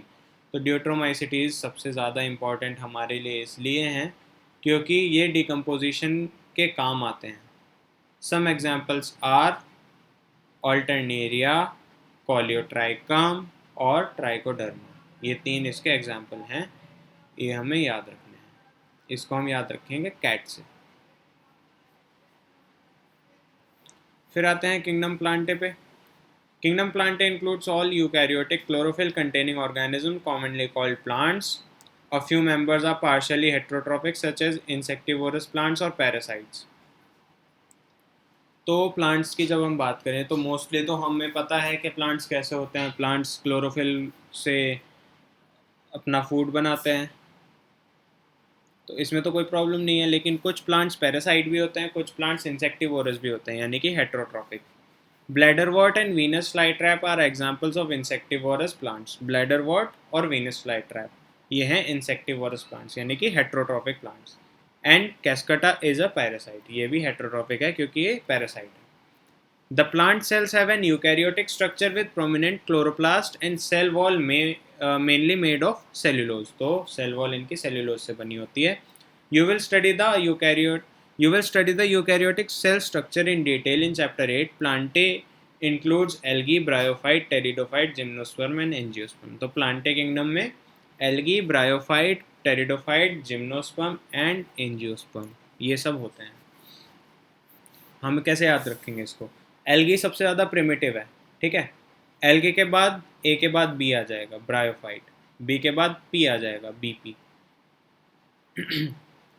तो ए मतलब algae, B मतलब bryophyte, B के बाद पी आ जाएगा टेरिडोफाइट. बाकी जिम्नोस्पर्म और एंजियोस्पर्म एक साथ रख देंगे. एंजियोस्पर्म सबसे ज़्यादा डेवलप्ड प्लांट्स होते हैं, इनमें फ्लावर्स होते हैं. जिम्नोस्पर्म ऐसे प्लांट्स होते हैं जिनमें फ्लावर्स नहीं होते कभी भी, और ये एंजियोस्पर्म से थोड़े से पिछड़े हुए होते हैं, यानी कि बैकवर्ड होते हैं, कम डेवलप्ड होते हैं. बैकवर्ड तो नहीं कहेंगे, कम डेवलप्ड होते हैं.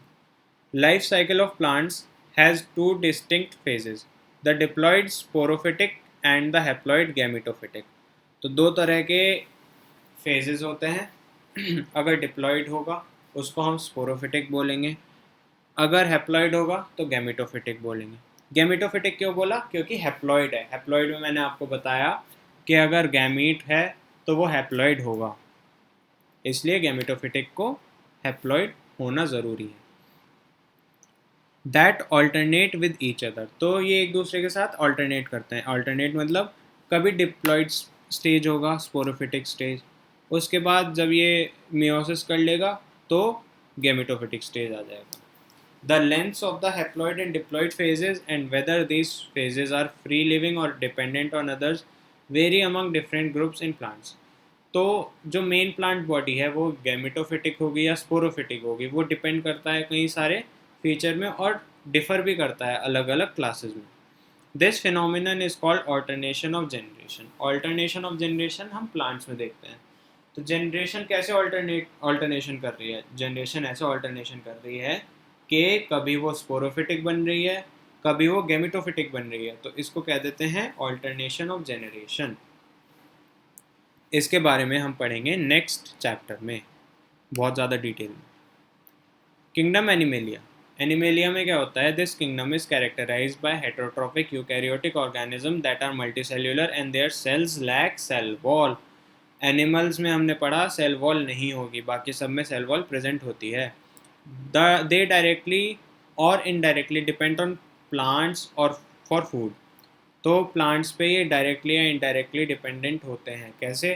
अब आप ये सोचोगे कि कोई लायन है, वो तो कार्निवोर है, कार्निवोर कैसे प्लांट पे डिपेंडेंट है। अब आप मेरे को ये बताओ कि जो वो खाता है, क्या खाता है वो? मोस्टली डियर खा लेगा, है ना, ज़ीब्रा खा लेगा। तो ऐसी ऐसी जो चीज़ें खा रहा है वो, तो ज़ीब्रा किस चीज़ पे डिपेंडेंट है? प्लांट पे डिपेंडेंट है। तो वो इनडायरेक्टली तो लायन प्लांट पे ही डिपेंडेंट है अपने फूड के लिए, क्योंकि उसका जो फूड है वो पल कैसे रहा है, वो प्लांट्स के थ्रू ही तो पल रहा है। प्लांट्स खा के वो पल रहे हैं, बड़े हो रहे हैं, और फिर उनको लायन खा लेगा। तो जितने भी एनिमल्स हैं वो डायरेक्टली और इनडायरेक्टली प्लांट्स पे डिपेंडेंट हैं।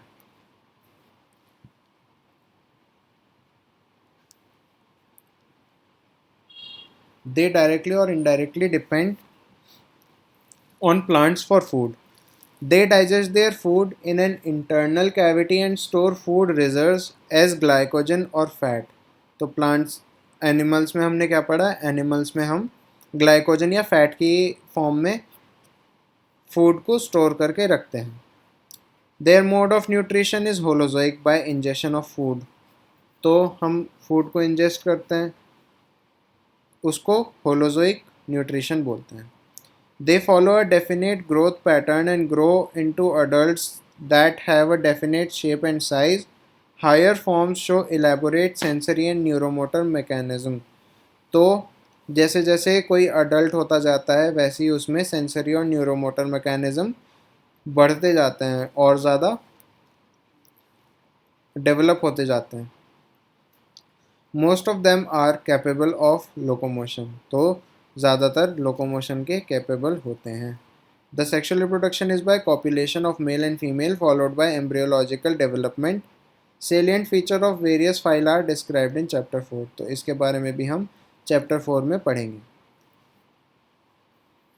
Viruses, viroids, prions and lichens.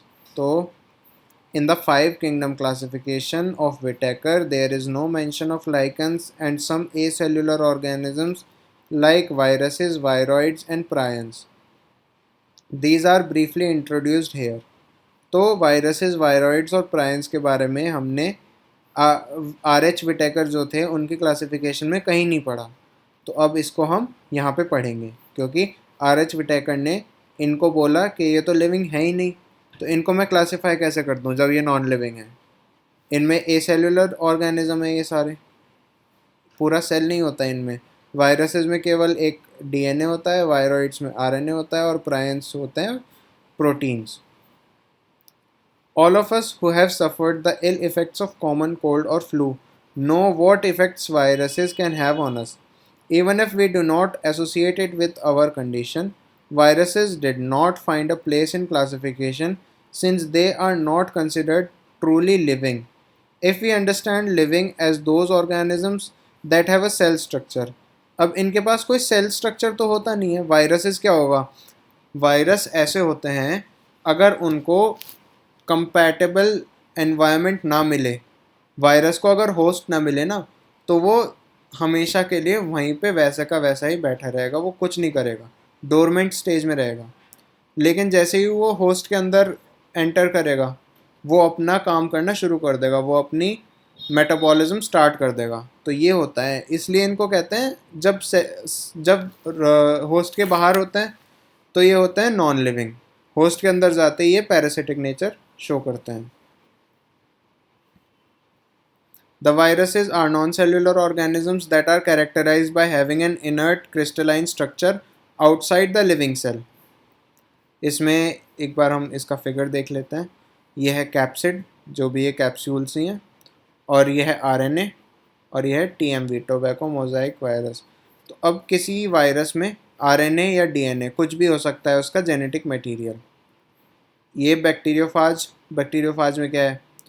यह है कॉलर, यह है शीथ, और यह है हेड। अब हम बात करेंगे बेसिडियोमाइसिटीज़ की। बेसिडियोमाइसिटीज़ में ये इसकी जो कॉमन फॉर्म्स हैं वो है मशरूम्स, ब्रैकेट फंजाई और पफ बॉल्स। तो ये तीन कॉमन फॉर्म्स हैं बेसिडियोमाइसिटीज़ की। They grow in soil, on logs and tree stumps and in living plant bodies as parasites, example rusts and smuts. तो पैरासाइट्स में के फॉर्म में भी ग्रो करते हैं ये, और लॉग्स और ट्री स्टम्प्स में भी ग्रो करते हैं।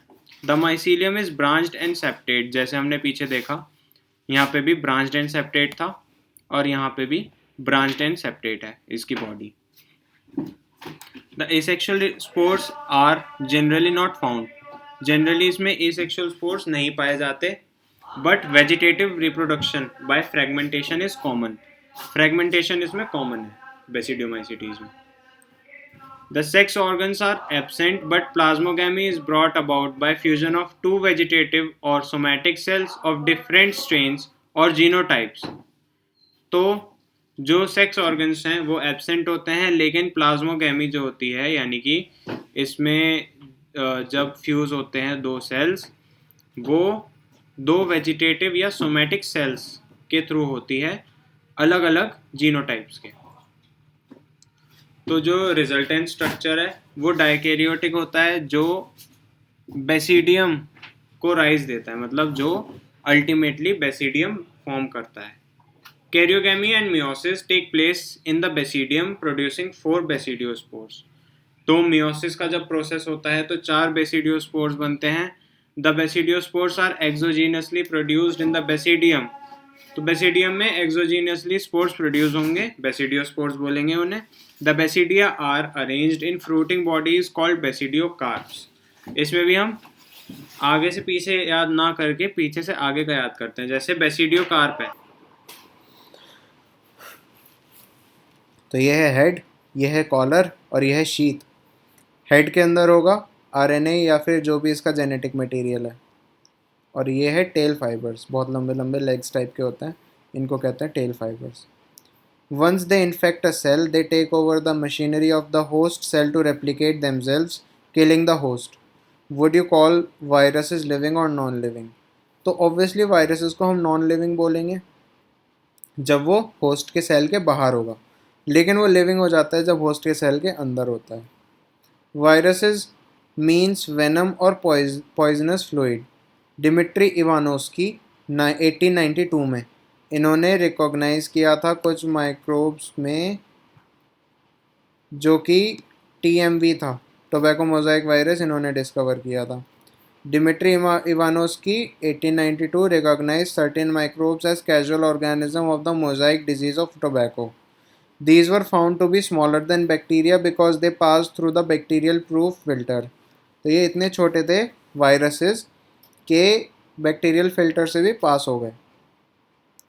M.W. Bejernik 1898 demonstrated that the extract of the infected plants of tobacco could cause infection in healthy plants and named the new pathogen virus and called the fluid as Contagium vivum fluidum. इसका मतलब है infectious living fluid. तो M.W. बेजरनेक ने क्या किया? M.W. बेजरनेक ने ये बताया कि जब किसी इन्फेक्टेड प्लांट का कोई ऐसा फ्लूइड था जो दूसरे हेल्दी प्लांट पे पास करने के बाद वो हेल्दी प्लांट भी डिजीज्ड हो रहा था, मतलब उसमें भी वो बीमारी देखी जा रही थी. तो उन्होंने ये बोला कंटेजियम विवम फ्लूइडम, इसका मतलब है इन्फेक्शियस लिविंग फ्लूइड है virus. W.M. Stanley 1935 showed that viruses could be crystallized, and crystals consist largely of proteins. They are inert outside their specific host cell. Viruses are obligate parasites. तो W.M. Stanley ने हमें ये बताया कि viruses जो हैं crystallise किए जा सकते हैं और क्रिस्टल मोस्टली प्रोटीन से बना होगा. They are inert outside the specific host cell. जैसे मैंने आपको बताया कि अगर वो होस्ट सेल के बाहर है तो वो वैसा का वैसा ही रहेगा, इनर्ट रहेगा. वायरसेस आर ऑब्लिगेट पैरासाइट्स, ये ऑब्लिगेट पैरासाइट्स होते हैं. In addition to proteins, viruses can also contain genetic material that could be either RNA और DNA. इनका जेनेटिक मटेरियल RNA और DNA कुछ भी हो सकता है. No virus contains both RNA and DNA. RNA DNA दोनों किसी भी वायरस में नहीं होगा साथ में, या तो RNA होगा या DNA होगा. A virus is a nucleoprotein and the genetic material is infectious. Nucleoprotein से बना होता है वायरस और उसका जेनेटिक मटेरियल इन्फेक्शस होता है, उसकी कैप्सूल या फिर कोई दूसरा पार्ट कभी भी इन्फेक्शस नहीं होगा. In general viruses that infect plants have single stranded RNA, and viruses that infect animals have either single or double stranded RNA or double stranded DNA. Mostly single stranded RNA वाले viruses plants को infect करते हैं, और जिनमें double strand RNA होता है या single strand RNA होता है या डबल स्ट्रैंड डीएनए होता है, वो एनिमल्स को करते हैं. बैक्टीरियल वायरसेस और bacteriophages, viruses that infect the bacteria. Bacteriophage क्या होता है? ऐसा बैक्टीरियल सेल जिसमें वायरस एंटर कर जाए. Are usually double stranded DNA viruses. तो मोस्टली ये डबल स्ट्रैंडेड डीएनए वायरस होते हैं. The protein coat called capsid made of small subunits called capsomeres protects the nucleic acid. तो capsid होता है बड़ी यूनिट, उसके छोटे सब यूनिट को कहते हैं कैप्सोमियर. वो प्रोटेक्ट करते हैं न्यूक्लिक एसिड को जो अंदर होता है उसके, यानी कि genetic material. These capsomeres are arranged in helical or polyhedral geometric forms. Viruses cause diseases like mumps, smallpox, herpes, and influenza. AIDS in humans is also caused by a virus. In plants, the symptoms can be mosaic formation, leaf rolling and curling, yellowing and vein clearing, dwarfing and stunted growth. तो ये सारे affect होते हैं जो virus करता है plants पे. अब पढ़ेंगे वायरॉइड्स के बारे में. 1971 में टीओ डीनर ने वायरॉइड्स को डिस्कवर किया. Discovered a new infectious agent that was smaller than viruses. ये वायरसेस से भी छोटा था. And cause potato spindle tuber disease. तो इसने potato spindle tuber disease cause करी. It was found to be a free RNA. It lacked the protein code that is found in viruses. तो इसमें प्रोटीन कोड नहीं था, ये केवल एक फ्री आरएनए था. Hence the name viroid.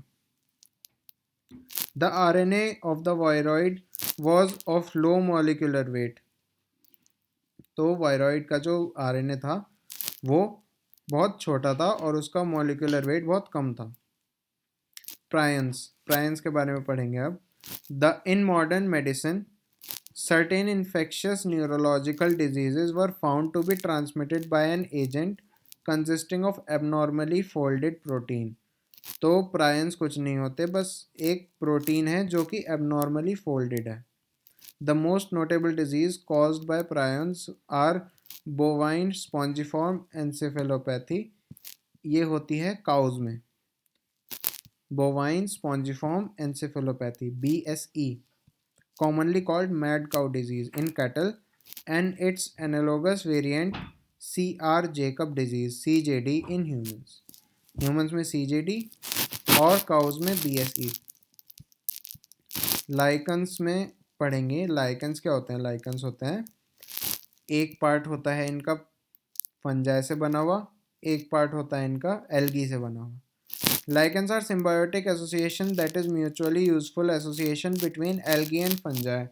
तो लाइकन में एल्गी होता है और फंजाई होता है और दोनों को एक दूसरे से फ़ायदा हो रहा होता है.